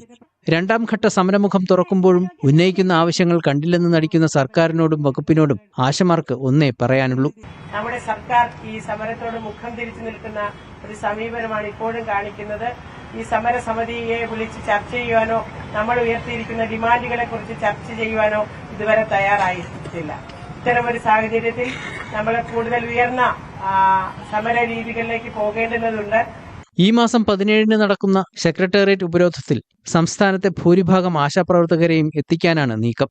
വിവിധ സംഘടനകളുടെ പിന്തുണയും ആശാവർക്കർമാർ പ്രതീക്ഷിക്കുന്നു. ന്യൂസ് 18 തിരുവനന്തപുരം. ഭാഷാവിവാദം, മണ്ഡല പുനർനിർണയം, മണിപ്പൂർ സംഘർഷം തുടങ്ങിയ വിഷയങ്ങളിൽ പാർലമെന്റിൽ ചർച്ച വേണമെന്ന ആവശ്യത്തിൽ ഉറച്ച പ്രതിപക്ഷം. അതേസമയം ആശാ വർക്കർമാർക്ക് പിന്തുണയുമായി UDF MPമാർ ഇന്ന് പാർലമെന്റ് കവാടത്തിൽ പ്രതിഷേധിക്കും. ER രാകേഷ് വിവരങ്ങളുമായി ചേരുന്നു. രാകേഷ്, ഈ വിഷയങ്ങളൊക്കെ പാർലമെന്റിലേക്ക് എത്തുമ്പോൾ ഏത് രീതിയിലാണ്, എന്തൊക്കെയാണ് പ്രതീക്ഷിക്കേണ്ടത്? അശ്വതി, പാർലമെന്റ് സമ്മേളനം, ബജറ്റ് സമ്മേളനത്തിന്റെ 2ാം ഘട്ടം തുടങ്ങിയതിന്റെ ആദ്യ ദിനമായ ഇന്നലെ വലിയ പ്രതിഷേധത്തിന് പാർലമെന്റ് സാക്ഷ്യം വഹിച്ചിരുന്നു. പ്രത്യേകിച്ച് ഭാഷാ വിവാദം തന്നെയായിരുന്നു ഇന്നലെ സഭയെ ചൂടുപിടിപ്പിച്ചത്. കാരണം ഈ വിഷയത്തിൽ ചർച്ച വേണം എന്ന ആവശ്യം പ്രതിപക്ഷം സഭയിൽ ഉന്നയിച്ചിരുന്നു. അതിനിടയിൽ തന്നെ വിദ്യാഭ്യാസ മന്ത്രി ധർമ്മേന്ദ്ര പ്രധാന്റെ പരാമർശവും വലിയ ഒച്ചപ്പാടിനിടയാക്കി. പ്രത്യേകിച്ച് തമിഴ്നാട് സർക്കാരിന് ആത്മാർത്ഥതയില്ല, ഒപ്പം തന്നെ അപരിഷ്കൃതർ തുടങ്ങിയ പരാമർശങ്ങൾ പിന്നീട് മന്ത്രിക്ക് തന്നെ പിൻവലിക്കേണ്ടി വന്നു. ഏതായാലും ഈ വിഷയത്തിൽ ചർച്ച വേണമെന്ന ആവശ്യത്തിൽ ഉറച്ചു നിൽക്കുകയാണ് പ്രതിപക്ഷ പാർട്ടികൾ. പ്രത്യേകിച്ച് DMK തന്നെ ഈ പ്രതിഷേധത്തിന് നേതൃത്വം നൽകുകയും ചെയ്യുന്നു. അല്പം മുമ്പ് മാധ്യമങ്ങളോട് പ്രതികരിച്ചപ്പോൾ കോൺഗ്രസ് നേതാക്കൾ വ്യക്തമാക്കിയത് സംസ്ഥാന സർക്കാരുമായി അനുമതിയില്ലാതെയാണ് ഇത്തരം നീക്കം, വിദ്യാഭ്യാസ നയവുമായി കേന്ദ്രം മുന്നോട്ട് പോയത്. വിദ്യാഭ്യാസത്തെ കായ്വൽക്കരിക്കാനുള്ള ശ്രമങ്ങൾ നടക്കുന്നു. അതുകൊണ്ട് തന്നെ ഒരു തരത്തിലും വിട്ടുവീഴ്ചയില്ല. ഈ വിഷയത്തിൽ ചർച്ച വേണം എന്നൊരു ആവശ്യത്തിൽ ഉറച്ചു നിൽക്കുകയാണ് ഇപ്പോൾ പ്രതിപക്ഷ പാർട്ടികൾ. സ്വാഭാവികമായും ഇന്ന് സഭ സമ്മേളിക്കുമ്പോഴും ഈ വിഷയത്തിൽ പ്രതിഷേധിക്കാൻ തന്നെയാണ് സാധ്യത. ഒപ്പം തന്നെ മണ്ഡല പുനർനിർണയവും വലിയ രീതിയിൽ ചർച്ചയാക്കുന്നുണ്ട് DMK അടക്കമുള്ള പാർട്ടികൾ. തമിഴ്നാട് മുഖ്യമന്ത്രി തന്നെ ഇക്കാര്യത്തിൽ സർവകക്ഷി യോഗം വിളിക്കുകയും ദക്ഷിണേന്ത്യയിലെ മറ്റ് സംസ്ഥാനങ്ങളുടെയും പഞ്ചാബിന്റെയും ബംഗാളിന്റെയും ഒക്കെ തന്നെ പിന്തുണ ഈ വിഷയത്തിൽ തേടുകയും ചെയ്തിരുന്നു. മാത്രവുമല്ല ഇന്ന് ആശാവർക്കർമാർ സമരം 30 ദിവസം പിന്നിടുകയാണ്. ഇന്നലെ ഈ വിഷയം കേരളത്തിൽ നിന്നുള്ള MP-മാർ സഭയിൽ ഉന്നയിച്ചിരുന്നു. KC വേണുഗോപാൽ, ഒപ്പം തന്നെ ശശി തരൂർ തുടങ്ങിയവരൊക്കെ തന്നെ ഈ വിഷയം ഉന്നയിച്ചിരുന്നു. ഇന്ന് ഏതായാലും സമരത്തിന് ഐക്യദാർഢ്യം പ്രഖ്യാപിച്ചുകൊണ്ട് പാർലമെന്റ് കവാടത്തിൽ പ്രതിഷേധിക്കുമെന്ന് MP-മാർ അറിയിച്ചിട്ടുണ്ട്. 10:30-ക്കാണ് ഏതായാലും പ്രതിഷേധം നിശ്ചയിച്ചിരിക്കുന്നത്. അശ്വതി. ശരി, രാകേഷാണ് നാഷണൽ ഡെസ്കിൽ നിന്ന് വിവരങ്ങൾ നൽകിയത്. പ്രധാനമന്ത്രി നരേന്ദ്രമോദി മൗറീഷ്യസിൽ നാളെ നടക്കുന്ന മൗറീഷ്യസിന്റെ 57ാമത് ദേശീയ ദിനാഘോഷങ്ങളിൽ പ്രധാനമന്ത്രി മോദി മുഖ്യാതിഥിയായി പങ്കെടുക്കും. മൗറീഷ്യസ് പ്രധാനമന്ത്രി നവീൻ ചന്ദ്ര റാങ്കൂലത്തിന്റെ ക്ഷണപ്രകാരമാണ് സന്ദർശനം. മൗറീഷ്യസിലെ 34 മന്ത്രിമാരും പ്രധാനമന്ത്രിയെ സ്വീകരിക്കാൻ വിമാനത്താവളത്തിൽ എത്തി. മൗറീഷ്യസ് ഇന്ത്യയുടെ അടുത്ത സമുദ്ര അയൽക്കാരനെന്ന് യാത്രയ്ക്ക് മുൻപ് പ്രധാനമന്ത്രി പ്രതികരിച്ചു. ഇടവേള.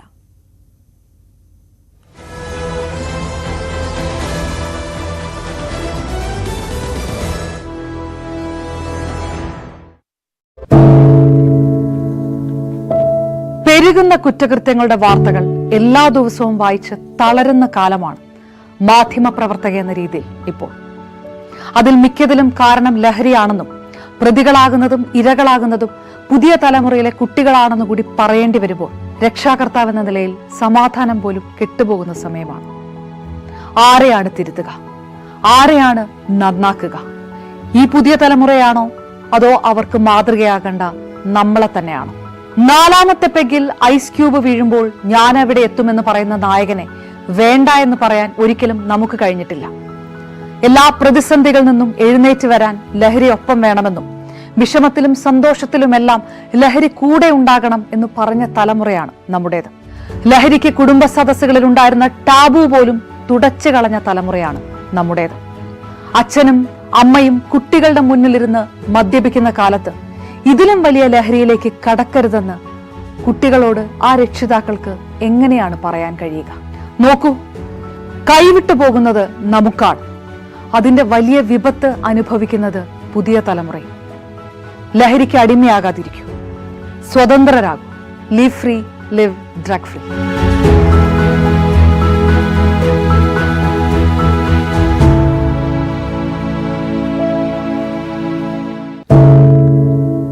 എന്തു പറ്റി നമ്മുടെ നാടിന് എന്ന് ചോദിച്ചു പോകുന്ന കാര്യങ്ങളാണ് ഇപ്പോൾ സംഭവിക്കുന്നത്. എന്തൊക്കെയാണ് നമ്മുടെ യുവതലമുറ തെരുവുകളിൽ കാട്ടിക്കൂട്ടുന്നത്? കൊല്ലാൻ പോലും മടികാട്ടാത്ത ഇവർ സ്വബോധത്താൽ ഇങ്ങനെയൊന്നും ചെയ്യില്ല. നാടിന്റെ അഭിമാനമായി വളരേണ്ട യുവത്വത്തെ ഇങ്ങനെ പോകാൻ അനുവദിച്ചുകൂടാ. നമ്മൾ ഓരോരുത്തരും മാതാപിതാക്കൾ കൂടിയാണ്. നേർവഴിക്ക് നടത്താൻ, തെറ്റുകൾ പറഞ്ഞു മനസ്സിലാക്കാൻ നമുക്ക് കഴിയണം. ഇപ്പോഴത്തെ അക്രമ സംഭവങ്ങളിൽ 99% ലഹരിയുടെ, പ്രത്യേകിച്ച് ഗുരുതരമായ ആരോഗ്യ പ്രശ്നങ്ങളിലേക്ക് കൊണ്ടുവന്നെത്തിക്കുന്ന ഡ്രഗ്സിന്റെ ഉപയോഗമുണ്ടെന്ന് മനസ്സിലാക്കി ഉറപ്പാർന്നത്.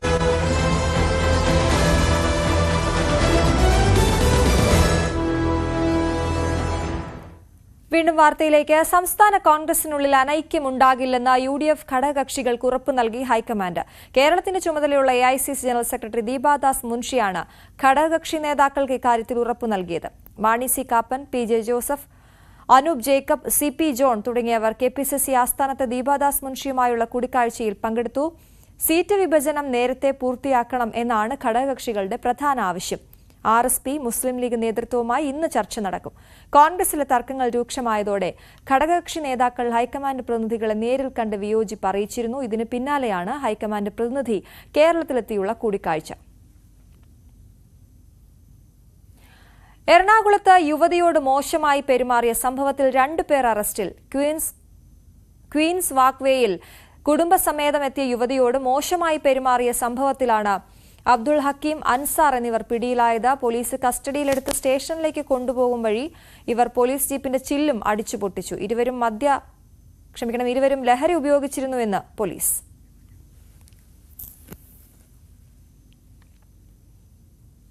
തെക്കൻ ജില്ലകളിൽ ഇന്ന് ഒറ്റപ്പെട്ട ഇടങ്ങളിൽ ശക്തമായ മഴയ്ക്ക് സാധ്യത.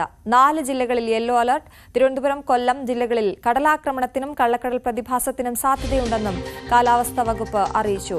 ഒപ്പം തമിഴ്നാട്ടിൽ മുഴുവൻ ജില്ലകളിലും മഴ മുന്നറിയിപ്പുണ്ട്. 4 ജില്ലകളിൽ ഓറഞ്ച് അലർട്ട് പ്രഖ്യാപിച്ചിട്ടുണ്ട്. ഐഷത്തുൽ ഷംന വിവരങ്ങളുമായി ചേരുന്നു. ഷംന, എന്തൊക്കെയാണ് മുന്നറിയിപ്പുകൾ? അശ്വതി, തിരുവനന്തപുരം, കൊല്ലം, പത്തനംതിട്ട, ഇടുക്കി ജില്ലകളിലാണ് ഇന്ന് യെല്ലോ അലർട്ട് പ്രഖ്യാപിച്ചിട്ടുള്ളത്. ഒപ്പം തന്നെ മറ്റ് ജില്ലകളിൽ ഒറ്റപ്പെട്ട ഇടങ്ങളിൽ നേരിയ മഴയ്ക്ക് സാധ്യതയുണ്ട് എന്ന് കൂടി അറിയിച്ചിട്ടുണ്ട്. എന്തായാലും മുന്നറിയിപ്പുള്ളത് 4 ജില്ലകൾക്കാണ്. ഒപ്പം തന്നെ നാളെ കഴിഞ്ഞ് പാലക്കാട്, വയനാട് ജില്ലകളിൽ കൂടി യെല്ലോ അലർട്ട് പ്രഖ്യാപിച്ചിട്ടുണ്ട്. തെക്കൻ കേരളത്തിൽ ചൂട് കുറയും എന്നുകൂടി ഒരു മുന്നറിയിപ്പുണ്ട്. അതേസമയം തന്നെ വടക്കൻ ജില്ലകളിൽ ചൂട് വർദ്ധിക്കും. വളരെ ജാഗ്രതാ നിർദ്ദേശമുണ്ട്.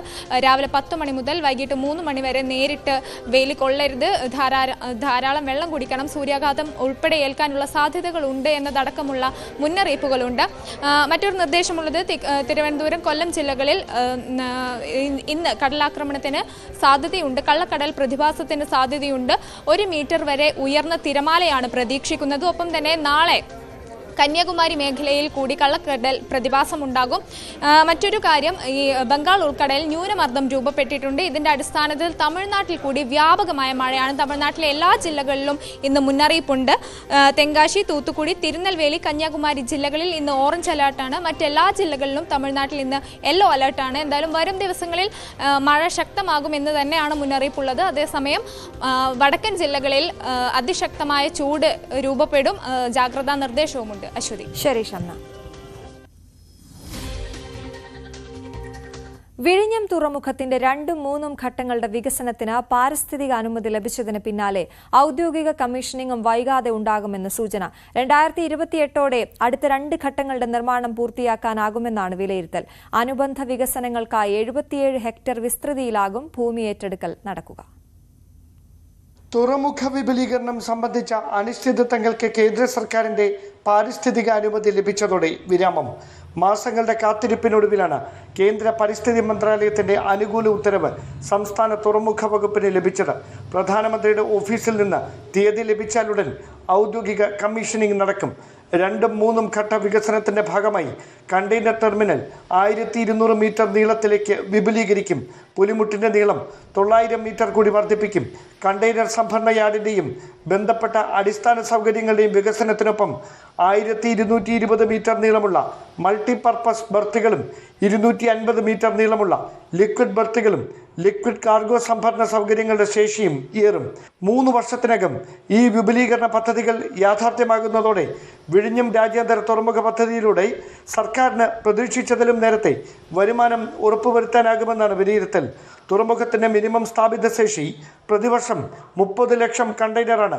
ഓട്ടോമേറ്റഡ് സംവിധാനങ്ങൾ ഉപയോഗിക്കുന്നത് വഴി ഇത് പ്രതിവർഷം 45 ലക്ഷം വരെയായി ഉയർത്താൻ സാധിക്കുമെന്നാണ് വിലയിരുത്തൽ. അടുത്ത ഘട്ടങ്ങളുടെ വികസനം പൂർത്തിയാകുന്നതോടെ ദക്ഷിണേന്ത്യയിലെ ഏറ്റവും കൂടുതൽ സ്ഥാപിത ശേഷിയുള്ള കണ്ടെയ്നർ ടെർമിനലായി വിഴിഞ്ഞം തുറമുഖം മാറുമെന്ന് അദാനി ഗ്രൂപ്പ് വ്യക്തമാക്കി. 2, 3, 4 ഘട്ടങ്ങളുടെ വികസനത്തിനായി 10,000 കോടി രൂപയുടെ ചെലവാണ് പ്രതീക്ഷിക്കുന്നത്. ന്യൂസ് 18 തിരുവനന്തപുരം.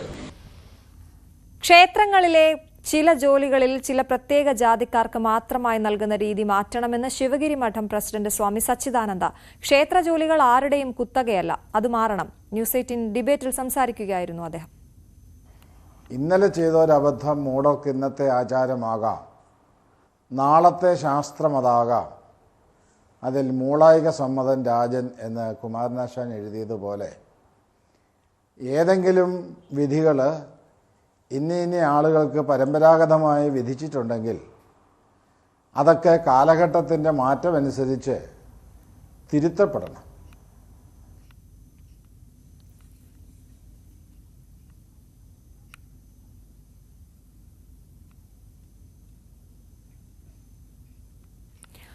മറ്റൊരു വാർത്തയിലേക്ക്. BJP നേതാവ് PC ജോർജ് വീണ്ടും വിവാദക്കുരുക്കിൽ. മീനച്ചിൽ താലൂക്കിൽ മാത്രം 400 പെൺകുട്ടികളെ ലവ് ജിഹാദിലൂടെ നഷ്ടപ്പെട്ടുവെന്നും ഈരാറ്റുപേട്ടയിൽ കണ്ടെത്തിയ സ്ഫോടക ശേഖരം കേരളം മുഴുവൻ നശിപ്പിക്കാൻ ശേഷിയുള്ളതുമാണെന്നുള്ള പരാമർശമാണ് വിവാദമായത്. ജോർജിന്റെ ജാമ്യം റദ്ദാക്കണമെന്നാവശ്യപ്പെട്ട് യൂത്ത് ലീഗ് പോലീസിൽ പരാതി നൽകിയിട്ടുണ്ട്. 400ഓളം കുഞ്ഞുങ്ങളാണ് ലവ് ജിഹാദിലൂടെ നമുക്ക് നഷ്ടപ്പെട്ട. മീനച്ചിൽ താലൂക്ക് മാത്രം എത്രത്തെ തിരിച്ചു കിട്ടി? 41 തിരിച്ചു. സമയക്കുള്ള ചരിത്രത്തിലേക്ക് കിടക്കുന്നില്ല. ഞാനിത് അനുഭവിച്ചുകൊണ്ടിരിക്കുക. അതിന് എനിക്കറിയാൻ വേദനിക്കുന്ന അനുഭവങ്ങൾ എനിക്ക് കിട്ടിയ അനുഭവമുണ്ട്. ഞാനതിലേക്ക് കിടക്കുന്നില്ല. പക്ഷേ നിങ്ങളോട് എനിക്ക് പറയാനുള്ളത്, സാറന്മാർ മാത്രം സ്കൂളിൽ പഠിപ്പിച്ചിട്ട് പിള്ളേരെ ഒന്നും പേടിപ്പിച്ചാലും നടക്കില്ല. സാറന്മാർ അവരുടെ കുടുംബത്തിൽ അവരുടെ ഭാര്യയും മക്കളുമായി ചർച്ച ചെയ്ത് ഈ മദ്യത്തിനും മയക്കുമരുന്നിനെതിരെ പോരാടുക. അതോടൊപ്പം ലവ് ജിഹാദ് നിങ്ങളുടെ മനസ്സ്. പിന്നെ വേറൊരു വലിയ കാര്യം കൂടെ പറയാതിരിക്കാൻ പറ്റില്ലെന്ന്. ഈ ക്രിസ്ത്യാനി എന്തിനാ ഒരു 25-30 പറഞ്ഞാലും ഇന്നലെ ഒരു കൊച്ചു പോയി, പെക്കൊച്ച് വയസ്സ് 25. ഇന്നലെ രാത്രി 9:30 പോയത് തപ്പിക്കൊണ്ടിരിക്കുക. ഞാൻ ചോദിക്കട്ടെ, 25 വയസ്സ് ആ പെങ്കുച്ചിനെ പിടിച്ചു വെച്ച് ആ അപ്പനിട്ട് അടി കൊടുക്കണ്ടേ? എന്നാ അതിനെ കെട്ടിച്ചുവിടാഞ്ഞ്? നമ്മൾ ചർച്ച ചെയ്യേണ്ട ഒരു പ്രശ്നമാണ് അത്. എന്നോട് ക്ഷമിക്കണം ഞാനിത് പറയുമ്പോൾ. ഒരു 18-19 വയസ്സായി പഠിച്ചുകൊണ്ടിരിക്കുകയാണ്. ഒരു 22-23 വയസ്സാകുമ്പോൾ ആ കുഞ്ഞിനെ കെട്ടിച്ചു വിടണ്ടേ? ആ മര്യാദ കാണിക്കണ്ടേ? 25 വയസ്സാകുമ്പോൾ എനിക്ക് തോന്നൂല പെണ്ണുങ്ങളെ കാണുമ്പോൾ ഒരു സന്തോഷം. അവ ഒരു പെൺകൊച്ചിനെ ആണുങ്ങളെ കാണുമ്പോൾ സന്തോഷം തോന്നുകയല്ലേ? ഇത് റിയാലിറ്റിയാണ്. ഇതാണ് ആ വിവാദ പ്രസംഗം. അതേസമയം PC ജോർജിനെതിരെ തിരക്കിട്ട് കേസെടുക്കില്ല എന്നാണ് അറിയുന്നത്. ജോർജിന്റെ പ്രസംഗം വിശദമായി പരിശോധിക്കും പോലീസ്. നിയമോപദേശം തേടിയ ശേഷമായിരിക്കും കേസെടുക്കുക എന്നും അറിയുന്നു. G ശ്രീജിത്താണ് വിവരങ്ങളുമായി ചേരുന്നത്. ശ്രീജിത്ത്, നിരന്തരം ഇങ്ങനെ പ്രസംഗത്തിലൂടെ കുടുക്കിലാകുന്ന PC ജോർജിനെതിരെ വീണ്ടും മറ്റൊരു പ്രസംഗം കൂടി വരുന്നു. എന്തൊക്കെയാണ് വിവരങ്ങൾ? പോലീസിന്റെ നീക്കം ഏത് രീതിയിലായിരിക്കും?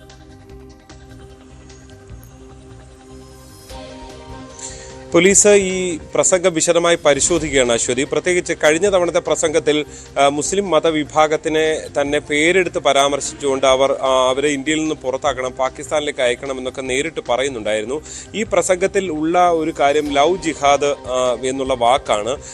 ഈ വാക്ക് നേരത്തെ കോടതികളടക്കം തള്ളിക്കളഞ്ഞിട്ടുള്ളതാണ്. കേന്ദ്ര സർക്കാരും ലോക്സഭയിലടക്കം ഈ ഒരു വാക്ക് അങ്ങനെ ഒരു തരത്തിലുള്ള ഒരു നടപടിയില്ല, അങ്ങനെ ഒരു ജിഹാദ് ഉണ്ട് എന്ന് സ്ഥിരീകരിക്കാൻ കഴിഞ്ഞിട്ടില്ല എന്ന തരത്തിലാണ് അഭിപ്രായം പറഞ്ഞതെന്നാണ് പൊതുവെ പ്രതിപക്ഷ കക്ഷികളെല്ലാം BJP വിരുദ്ധ ചേരികളെല്ലാം ചൂണ്ടിക്കാട്ടുന്നത്. അങ്ങനെ ഇരിക്കെയാണ് PC ജോർജ് ഈ പരാമർശം ആവർത്തിക്കുന്നതെന്ന് തന്നെ പറയേണ്ടി വരും. ഇത് സ്ഥിരമായി PC ജോർജ് തൻ്റെ പ്രസംഗത്തിൽ പലയിടത്തും പറയാറുള്ള കാര്യമാണ്. പക്ഷേ ഇപ്പോഴത്തെ ഒരു പുതിയ സാഹചര്യം, അദ്ദേഹത്തിനെതിരെ നേരത്തെ ഉണ്ടായിരുന്ന 2 കേസുകൾ, ഏറ്റവും ഒടുവിൽ വന്ന ഈരാറ്റുപേട്ടയിൽ വന്ന കേസ്, ഈ കേസെല്ലാം നിലനിൽക്കുമ്പോൾ സമാനമായ വിവാദ പരാമർശം, ഈ ജിഹാദ് എന്നൊക്കെയുള്ളത് സ്വാഭാവികമായും മുസ്ലിം മതവിഭാഗത്തിനെതിരെ നടത്തുന്ന പരാമർശമാണ് ഫലത്തിൽ എന്ന് ചൂണ്ടിക്കാണിച്ചുകൊണ്ടാണ് പരാതികൾ വന്നിരിക്കുന്നത്. സാധാരണഗതി കഴിഞ്ഞ തവണയൊക്കെ യൂത്ത് ലീഗ് മാത്രമായിരുന്നു പരാതി നൽകിയത്. ഇത്തവണ യൂത്ത് കോൺഗ്രസ് കൂടി പരാതി നൽകിയിട്ടുണ്ട്. തൊടുപുഴയിലാണ് ഈ പരാതി കൊടുത്തിരിക്കുന്നത്. പക്ഷേ ഈ കേസുകളെല്ലാം, ഈ പ്രസംഗം നടന്നത് പാലാ പോലീസ് സ്റ്റേഷൻ പരിധിയിലായതുകൊണ്ട് പാലാ പോലീസ് സ്റ്റേഷനിലേക്ക് ഈ പരാതികളെല്ലാം കൈമാറിയിട്ടുണ്ട്. SDPAയും ഒപ്പം തന്നെ ഫ്രട്ടേണിറ്റി പോലുള്ള ജമാഅത്തെ ഇസ്ലാമിയുടെ സംഘടനയായ ഫ്രട്ടേണിറ്റി പോലുള്ള സംഘടനകളും പരാതി നൽകിയിട്ടുണ്ട് എന്നാണ് മനസ്സിലാക്കാൻ സാധിക്കുന്നത്. എന്തായാലും ഒരു കാര്യം ഉറപ്പാണ്, പോലീസ് പെട്ടെന്നൊരു കേസിലേക്ക് പോകില്ല. പോലീസ് ചൂണ്ടിക്കാട്ടുന്നത് നേരത്തെ ഈ ലവ് ജിഹാദുമായി ബന്ധപ്പെട്ട കോടതി പരാമർശങ്ങളൊക്കെ പരിശോധിക്കേണ്ടതുണ്ട്. അതെല്ലാം പരിശോധിച്ച ശേഷമായിരിക്കും ഇക്കാര്യത്തിൽ ഒരു തുടർ നടപടിയിലേക്ക് പോവുക. മാത്രവുമല്ല, നിയമോപദേശം കൂടി അഭിഭാഷകരുടെ ഭാഗത്ത് നിന്ന് നിയമോപദേശം കൂടി തേടിയ ശേഷമായിരിക്കും, ഈ കേസെടുത്താൽ തന്നെ കേസ് നിലനിൽക്കുമോ എന്നൊക്കെ പരിശോധിച്ച ശേഷമായിരിക്കും ഒരു തുടർ നടപടി ഉണ്ടാകുക. അതിനർത്ഥം വളരെ തിരക്കിട്ടൊരു നടപടിയിലേക്ക് ജോർജിനെതിരെ പോലീസ് തൽക്കാലം നീങ്ങുന്നില്ല എന്ന് തന്നെ വേണം മനസ്സിലാക്കാൻ. കാരണം കഴിഞ്ഞ 1-2 ആദ്യത്തെ കേസ്, അനന്തപുരി ഹിന്ദു മഹാസമ്മേളനവുമായി ബന്ധപ്പെട്ട കേസിൽ ജോർജിനെ വലിയ രീതിയിൽ അറസ്റ്റ് ചെയ്യുകയും ഇവിടെ നിന്ന് തിരുവനന്തപുരത്തേക്ക് കൊണ്ടുപോവുകയൊക്കെ ചെയ്തപ്പോൾ ഉണ്ടായ സംഭവവികാസങ്ങൾ, അവിടെ എത്തിയ ഉടൻ തന്നെ ജാമ്യം കിട്ടുന്ന സാഹചര്യം ഉണ്ടാകുന്നു. പാലാരിവട്ടം കേസിൽ മുൻകൂർ ജാമ്യം ഉള്ളതുകൊണ്ട് ജോർജിന് അകത്ത് കിടക്കേണ്ടി വരുന്നില്ല. ഈ ഏറ്റവും ഒടുവിലെ ഈരാറ്റുപേട്ട കേസിലും ആശുപത്രിവാസമാണ് ഫലത്തിൽ അദ്ദേഹത്തിനുണ്ടായത്. ജുഡീഷ്യൽ കസ്റ്റഡി എന്ന് പറഞ്ഞാൽ പോലും ആശുപത്രിവാസത്തിൽ ഒതുങ്ങി അദ്ദേഹത്തിന് പുറത്തിറങ്ങാൻ കഴിയുന്ന നിലയിലേക്ക്, പ്രത്യേകിച്ച് ഇതിൻ്റെ ഈ വിദ്വേഷ പ്രസംഗങ്ങളിൽ 3 വർഷം വരെ തടവ് എന്നൊക്കെയുള്ളത് ഒരു പരിമിതിയായി പോലീസിന് മുന്നിൽ പലപ്പോഴും നിൽക്കുന്ന കാഴ്ചയാണ് നമുക്ക് കാണാൻ സാധിക്കുന്നത്. എന്തായാലും PC ജോർജ് ഇപ്പോൾ നടത്തിയ പരാമർശം കത്തോലിക്ക സഭയുടെ പ്രത്യേകിച്ച് KCBC മദ്യവിരുദ്ധ സമിതിയുമായി ബന്ധപ്പെട്ട വേദിയിലാണ് അദ്ദേഹം പരാമർശം നടത്തുന്നത്. ഈ നേരത്തെ പാലാ ബിഷപ്പ് മാർ ജോസഫ് കല്ലറങ്ങാട്ട് നാർക്കോട്ടിക് ജിഹാദ്, ലവ് ജിഹാദ് പരാമർശമൊക്കെ നടത്തിയപ്പോൾ കുറവിലങ്ങാട് പോലീസ് കേസെടുത്തിരുന്നു. പക്ഷേ അദ്ദേഹത്തെ അറസ്റ്റൊന്നും ചെയ്തിരുന്നില്ല. സമാനമായ രീതിയിൽ ലഹരി, ഇത്തരം ലവ് ജിഹാദ് പോലുള്ള കാര്യങ്ങളൊക്കെ ചേർത്തുകൊണ്ടാണ് ജോർജിൻ്റെയും പരാമർശം. പക്ഷെ അത് കേവലം ഏതെങ്കിലും വാക്കുകൾക്കപ്പുറത്തേക്ക് പ്രസംഗം പരമാവധി പരിശോധിച്ച ശേഷം അതിലൊരു തുടർ നടപടിക്കാണ് പോലീസ് നീക്കം നടത്തുന്നത്.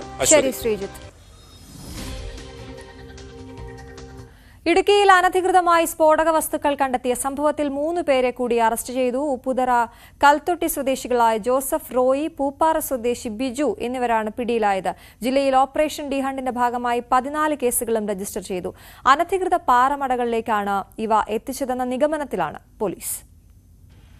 ഇടുക്കിയിൽ മതിയായ രേഖകളില്ലാതെ സ്ഫോടക വസ്തുക്കൾ എത്തിച്ചവരെ ചോദ്യം ചെയ്തപ്പോഴാണ് പോലീസിന് കൂടുതൽ വിവരങ്ങൾ ലഭിച്ചത്. ഈരാറ്റുപേട്ട സ്വദേശി ഷിബിലി, ഇയാൾക്ക് സ്ഫോടക വസ്തുക്കൾ നൽകിയ മുഹമ്മദ് ഫാസിൽ എന്നിവരെയാണ് ചോദ്യം ചെയ്തത്. ഇവരിൽ നിന്ന് സാധനങ്ങൾ വാങ്ങിയ 3 പേരാണ് പിടിയിലായത്. കഴിഞ്ഞ ദിവസം വണ്ടൻമേട് പോലീസ് നടത്തിയ വാഹന പരിശോധനയിലാണ് ഷിബിലിയുടെ ജീപ്പിൽ നിന്ന് 300 ഡിറ്റനേറ്ററുകളും 200 ജെലാറ്റിൻ സ്റ്റിക്കുകളും കണ്ടെടുത്തത്. ഈരാറ്റുപേട്ട നടക്കലിലെ ഗോഡൌണിൽ നടത്തിയ പരിശോധനയിൽ 8701 ഡിറ്റനേറ്ററുകളും 2604 ജെലാറ്റിൻ സ്റ്റിക്കുകളും അടക്കം വൻ ശേഖരം പിടികൂടിയിരുന്നു. അതുമായിട്ട് ബന്ധപ്പെട്ട അന്വേഷണം നടന്നു വരുന്നതാണ്. അതുമായിട്ട് ബന്ധപ്പെട്ട് ഇന്ന് ജില്ലയിൽ 15 ഇടങ്ങളോളം റെയ്ഡുകൾ നടത്തിയിട്ടുണ്ട്. കൂടുതൽ വിപുലമായ അന്വേഷണം നടന്നു വരികയാണ്. ഓപ്പറേഷൻ ഡി ഹണ്ടിന്റെ ഭാഗമായി ജില്ലയിൽ വ്യാപക പരിശോധനയും നടത്തി. 14 കേസുകളും രജിസ്റ്റർ ചെയ്തു. ബസ് സ്റ്റാൻഡുകൾ, മാർക്കറ്റുകൾ, റിസോർട്ടുകൾ, ഇതര സംസ്ഥാന തൊഴിലാളികൾ താമസിക്കുന്ന സ്ഥലങ്ങൾ എന്നിവിടങ്ങളിലാണ് പരിശോധന നടത്തിയത്. ലഹരി മാഫിയയ്ക്കെതിരെ വരും ദിവസങ്ങളിൽ ശക്തമായ പരിശോധന തുടരുമെന്ന് ജില്ലാ പോലീസ് മേധാവി പറഞ്ഞു. ഡി ഹണ്ട് ഓപ്പറേഷനിൽ ഇപ്പോൾ ഒരുപാട് കേസുകൾ നമ്മൾ രജിസ്റ്റർ ചെയ്തിട്ടുണ്ട്. ശക്തമായ നടപടിയാണ് ലഹരി മരുന്ന് മാഫിയക്കെതിരെ ഇടുക്കി ജില്ലാ പോലീസ് സ്വീകരിച്ചു വരുന്നത്. ഇന്നലെയും ശക്തമായ റെയ്ഡുകൾ പലയിടത്തും ജില്ലയിൽ ഒട്ടാകെ വിവിധ സ്ഥലങ്ങളിൽ റെയ്ഡുകൾ നടത്തിയിട്ടുണ്ട്. 15ഓളം കേസുകൾ നമ്മൾ ഇന്നലെ തന്നെ രജിസ്റ്റർ ചെയ്തിട്ടുണ്ട്. 15 പേരെ അറസ്റ്റ് ചെയ്തിട്ടുണ്ട്. ഇനിയും ശക്തമായ നടപടികൾ നമ്മൾ തുടരുക തന്നെ ചെയ്യും. ജില്ലാ പോലീസ് മേധാവിയുടെ നേതൃത്വത്തിൽ സബ് ഡിവിഷൻ ഡിവൈഎസ്പിമാർ, SHOമാർ, കെനൈൻ സ്ക്വാഡ്, ലഹരി വിരുദ്ധ സാൻഡാഫ് അംഗങ്ങൾ എന്നിവർ ചേർന്നാണ് പരിശോധനകൾ നടത്തിയത്. കേസ് രജിസ്റ്റർ ചെയ്ത് 6 പേരെ റിമാൻഡ് ചെയ്തു. News 18 Idukki. Alappuzha Cherthala government LP സ്കൂളിലെ പ്രധാന അധ്യാപിക വ്യാജ ശമ്പള സർട്ടിഫിക്കറ്റ് തയ്യാറാക്കി ലക്ഷങ്ങളുടെ വായ്പാ തട്ടിപ്പ് നടത്തിയെന്ന പരാതിയിൽ പോലീസ് അന്വേഷണം തുടങ്ങി. KSFE പട്ടണക്കാട് ശാഖാ മാനേജർ നൽകിയ പരാതിയുടെ അടിസ്ഥാനത്തിലാണ് നടപടി. പോലീസിന് പുറമെ വിദ്യാഭ്യാസ വകുപ്പും KSFE വിജിലൻസ് വിഭാഗവും സംഭവത്തിൽ അന്വേഷണം നടത്തുന്നുണ്ട്. സ്കൂളിലെ രക്ഷിതാക്കൾ, അധ്യാപകർ, താൽക്കാലിക ജീവനക്കാർ എന്നിവരുടെ പേരിൽ വ്യാജ സാലറി സർട്ടിഫിക്കറ്റുകൾ ഹാജരാക്കി 75 ലക്ഷത്തോളം രൂപ KSFE ഉൾപ്പെടെയുള്ള വിവിധ ധനകാര്യ സ്ഥാപനങ്ങളിൽ നിന്ന് പ്രധാന അധ്യാപിക NR സീത തട്ടിയെടുത്തുവെന്ന ഗുരുതര പരാതിയിന്മേലാണ് പോലീസും വിവിധ വകുപ്പുകളും അന്വേഷണം ആരംഭിച്ചത്. സ്കൂളിലെ 2 താൽക്കാലിക ജീവനക്കാരുടെ പേരിലെന്ന പോലെ തയ്യാറാക്കിയ വ്യാജ സാലറി സർട്ടിഫിക്കറ്റുകളുടെ കൺഫർമേഷനായി KSFE ജീവനക്കാർ സ്കൂളിലെത്തിയപ്പോഴാണ് തട്ടിപ്പ് വിവരം അറിയുന്നത്. അധ്യാപകർ എന്ന പേരിൽ നൽകിയ സർട്ടിഫിക്കറ്റിന്റെ പേരും മേൽവിലാസവും സ്കൂളിലെ തന്നെ കുട്ടിയുടെ രക്ഷിതാക്കളുടേതായിരുന്നു. KSFEയുടെ 11ഓളം ശാഖകളിൽ നിന്ന് വായ്പയെടുത്തതായാണ് കണ്ടെത്തൽ. ആർത്തുങ്കൽ, ചേർത്തല, പട്ടണക്കാട്, മുഹമ്മ എന്നീ പോലീസ് സ്റ്റേഷനുകളിലായി 4ഓളം കേസുകളാണ് രജിസ്റ്റർ ചെയ്തിരിക്കുന്നത്. സംഭവത്തിൽ കോൺഗ്രസ് ഉൾപ്പെടെയുള്ള രാഷ്ട്രീയ പാർട്ടികൾ അന്വേഷണം ആവശ്യപ്പെട്ട് രംഗത്ത് വന്നിട്ടുണ്ട്. ചേർത്തല ഗവൺമെന്റ് LP സ്കൂളിലെ പ്രധാന അധ്യാപികയാണ് സീത. അവരാണ് ഈ വ്യാജ സാലറി സർട്ടിഫിക്കറ്റുകൾ ഉണ്ടാക്കി അത് വെച്ച് ലക്ഷക്കണക്കിന് രൂപ, ഇപ്പോൾ KSFEയിൽ നിന്ന് മാത്രം 65 ലക്ഷം, മറ്റ് സഹകരണ ബാങ്കുകളുടെ കണക്ക് പുറത്തു വന്നിട്ടില്ല. മറ്റു തരത്തിലുള്ള കൃത്രിമങ്ങൾ പുറത്തു വന്നിട്ടില്ല. ഈ കൃത്രിമങ്ങൾക്ക്, ഈ ക്രിമിനൽ കുറ്റത്തിന് കാരണക്കാരിയായ അവർ ഇപ്പോഴും സർവീസിലിരിക്കുകയാണ്. സർവീസിൽ നിന്ന് പിരിച്ചുവിട്ടുകൊണ്ട് തന്നെ തുടർ നടപടിയിലേക്കാണ് സർക്കാർ പോകേണ്ടത്. പക്ഷേ സർക്കാർ ബോധപൂർവം ഇത് വഴിതിരിച്ചു വിടാനും ഇവരെ സംരക്ഷിക്കാനുമുള്ള നടപടി സ്വീകരിച്ചിരിക്കുന്നു. എന്തുകൊണ്ടെന്നാൽ അവർ മാർക്സിസ്റ്റ് പാർട്ടിയുടെ അധ്യാപക സംഘടനയുടെ നേതാവാണ്. എന്ന് മാത്രമല്ല, ചേർത്തല ഗവൺമെന്റ് സർവൻസ് കോഓപ്പറേറ്റീവ് ബാങ്കിലെ ഡയറക്ട് ബോർഡ് അംഗമാണെന്നാണ് ഞാൻ മനസ്സിലാക്കുന്നത്. KSTA ജില്ലാ നേതൃത്വത്തിലുള്ള നേതാവാണ് ആരോപണ വിധേയയായ NR സീത. വ്യാജ സാലറി സർട്ടിഫിക്കറ്റുകൾ കൂടാതെ സ്കൂളിലെ അധ്യാപകരുടെ സാലറി സർട്ടിഫിക്കറ്റുകളും ഉപയോഗിച്ച് വ്യാപകമായി വായ്പ എടുത്തിട്ടുണ്ട്. കുട്ടികൾക്ക് സ്കൂളിൽ പാൽ വിതരണത്തിനായി അനുവദിച്ച 2 ലക്ഷത്തോളം രൂപയിൽ തിരിമറി നടന്നെന്ന് PTA ആരോപിക്കുന്നു. കെട്ടിട നിർമ്മാണത്തിൽ പണം വിനിയോഗിച്ചതിൽ ഉൾപ്പെടെ സംശയകരമായ സാഹചര്യമുണ്ടെന്ന് ചൂണ്ടിക്കാട്ടി ചേർത്തല പോലീസിന് പരാതി നൽകിയിട്ടുണ്ട്. വായ്പയെടുത്ത സംഭവത്തിൽ KSFയുടെ പരാതിയിൽ ഇപ്പോൾ നിരപരാധികളായ രക്ഷിതാക്കൾ പ്രതി ചേർക്കപ്പെട്ടതോടെ അധ്യാപികയെ അറസ്റ്റ് ചെയ്യണമെന്നാവശ്യപ്പെട്ട് പ്രതിഷേധം ശക്തമാക്കിയിരിക്കുകയാണ്. ന്യൂസ് 18 ആലപ്പുഴ. കോടികൾ മുടക്കി നിർമ്മിച്ച എറണാകുളം മാർക്കറ്റിൽ കച്ചവടം കുത്തനെ ഇടിഞ്ഞതായി വ്യാപാരികൾ. സാധനങ്ങൾ വാങ്ങാൻ വരുന്നവർക്ക് എളുപ്പത്തിൽ കടന്നുപോകാൻ കഴിയാത്ത സ്ഥിതിയാണിപ്പോൾ മാർക്കറ്റിലുള്ളതെന്ന് അവർ പറയുന്നു. ബില്ലടയ്ക്കാത്തത് മൂലം മാർക്കറ്റിലെ വൈദ്യുതി വിച്ഛേദിച്ചതും വാർത്തയായിരുന്നു. എറണാകുളം മാർക്കറ്റ് കെട്ടിലും മട്ടിലും ആളുകളെ ഞെട്ടിക്കുന്നുണ്ടെങ്കിലും സാധനങ്ങൾ വാങ്ങാൻ അതിനകത്തേക്ക് ആളുകൾ എത്തുന്നില്ലെന്നാണ് വ്യാപാരികളുടെ പരാതി. പണ്ട് പരാധീനതകൾ ഒരുപാടുണ്ടായിരുന്നെങ്കിലും കച്ചവടം നന്നായി നടന്നു. മാർക്കറ്റ് പുതുതായി നിർമ്മിച്ചപ്പോൾ അതിന് ഓപ്പൺ മാർക്കറ്റിന്റെ സ്വഭാവം നഷ്ടപ്പെട്ടുവെന്നാണ് വ്യാപാരികൾ പറയുന്നത്. സാധനങ്ങൾ വാങ്ങാനെത്തുന്ന പലരും മാർക്കറ്റിന് പുറത്ത് വഴിയോര കച്ചവടക്കാരിൽ നിന്ന് വാങ്ങി പോകുകയാണ്. ഇവിടെ തുടങ്ങിയിട്ട് ഇതുവരെ ഒരു കച്ചവടം ഇവിടെ കിട്ടിയിട്ടില്ല. പഴയ വന്ന ആളുകൾ പോലും ഈ മാർക്കറ്റിലേക്ക് വന്നിട്ടില്ല. എല്ലാ കച്ചവടക്കാരും വളരെ ബുദ്ധിമുട്ടിലെ മുന്നോട്ട് പോയിക്കൊണ്ടിരിക്കുന്നത്. കുറച്ച് ഫോണിലുള്ള ഓർഡറുള്ള കച്ചവടങ്ങൾ മാത്രമേ ഉള്ളൂ. ഫ്രണ്ടിൽ മൊത്തത്തിൽ ഞങ്ങൾക്ക് ഈ മാർക്കറ്റിൽ ഒരു കച്ചവടമില്ല. എല്ലാവരും ഭയങ്കര ബുദ്ധിമുട്ടിലാണ് പോണത്. വലിയ ഒരു ഹോളുമാര് പണിത് വലിയ മാള് പോലെയൊക്കെ പണിതിട്ടുണ്ട് എന്നല്ലാണ്ട് ഞങ്ങൾക്കൊരു അടച്ചുറപ്പില്ല. ഇവിടുന്ന് സാധനങ്ങൾ കളപോണ്, കച്ചവടങ്ങളില്ല, എല്ലാം കൊണ്ടും ഞങ്ങൾക്ക് ബുദ്ധിമുട്ടാണ്. പഴയ പോലെ കച്ചവടം ലഭിക്കാത്തതിനാൽ പലരും പ്രതിസന്ധി നേരിടുകയാണ്. അനുയോജ്യമായ സ്ഥലത്തേക്ക് കടമുറി മാറ്റിത്തരണമെന്നാവശ്യപ്പെട്ട് മേയർക്കടക്കം പലരും അപേക്ഷ സമർപ്പിച്ചിട്ടുണ്ട്. അതിനിടെ വൈദ്യുത ബില്ല് അടക്കുന്നതിൽ കൊച്ചിൻ കോർപ്പറേഷനിലുണ്ടായ ആശയക്കുഴപ്പം മൂലം അടുത്തയിടെ എറണാകുളം മാർക്കറ്റിലെ വൈദ്യുതി വിച്ഛേദിച്ചതും വാർത്തയായിരുന്നു. ന്യൂസ് 18 കൊച്ചി. 9 മണി വാർത്ത പൂർണ്ണമാകുന്നു. ഇനി ന്യൂസ് ട്രെൻഡ്സിൽ അപർണ കുറുപ്പ് ചേരും. നമസ്കാരം.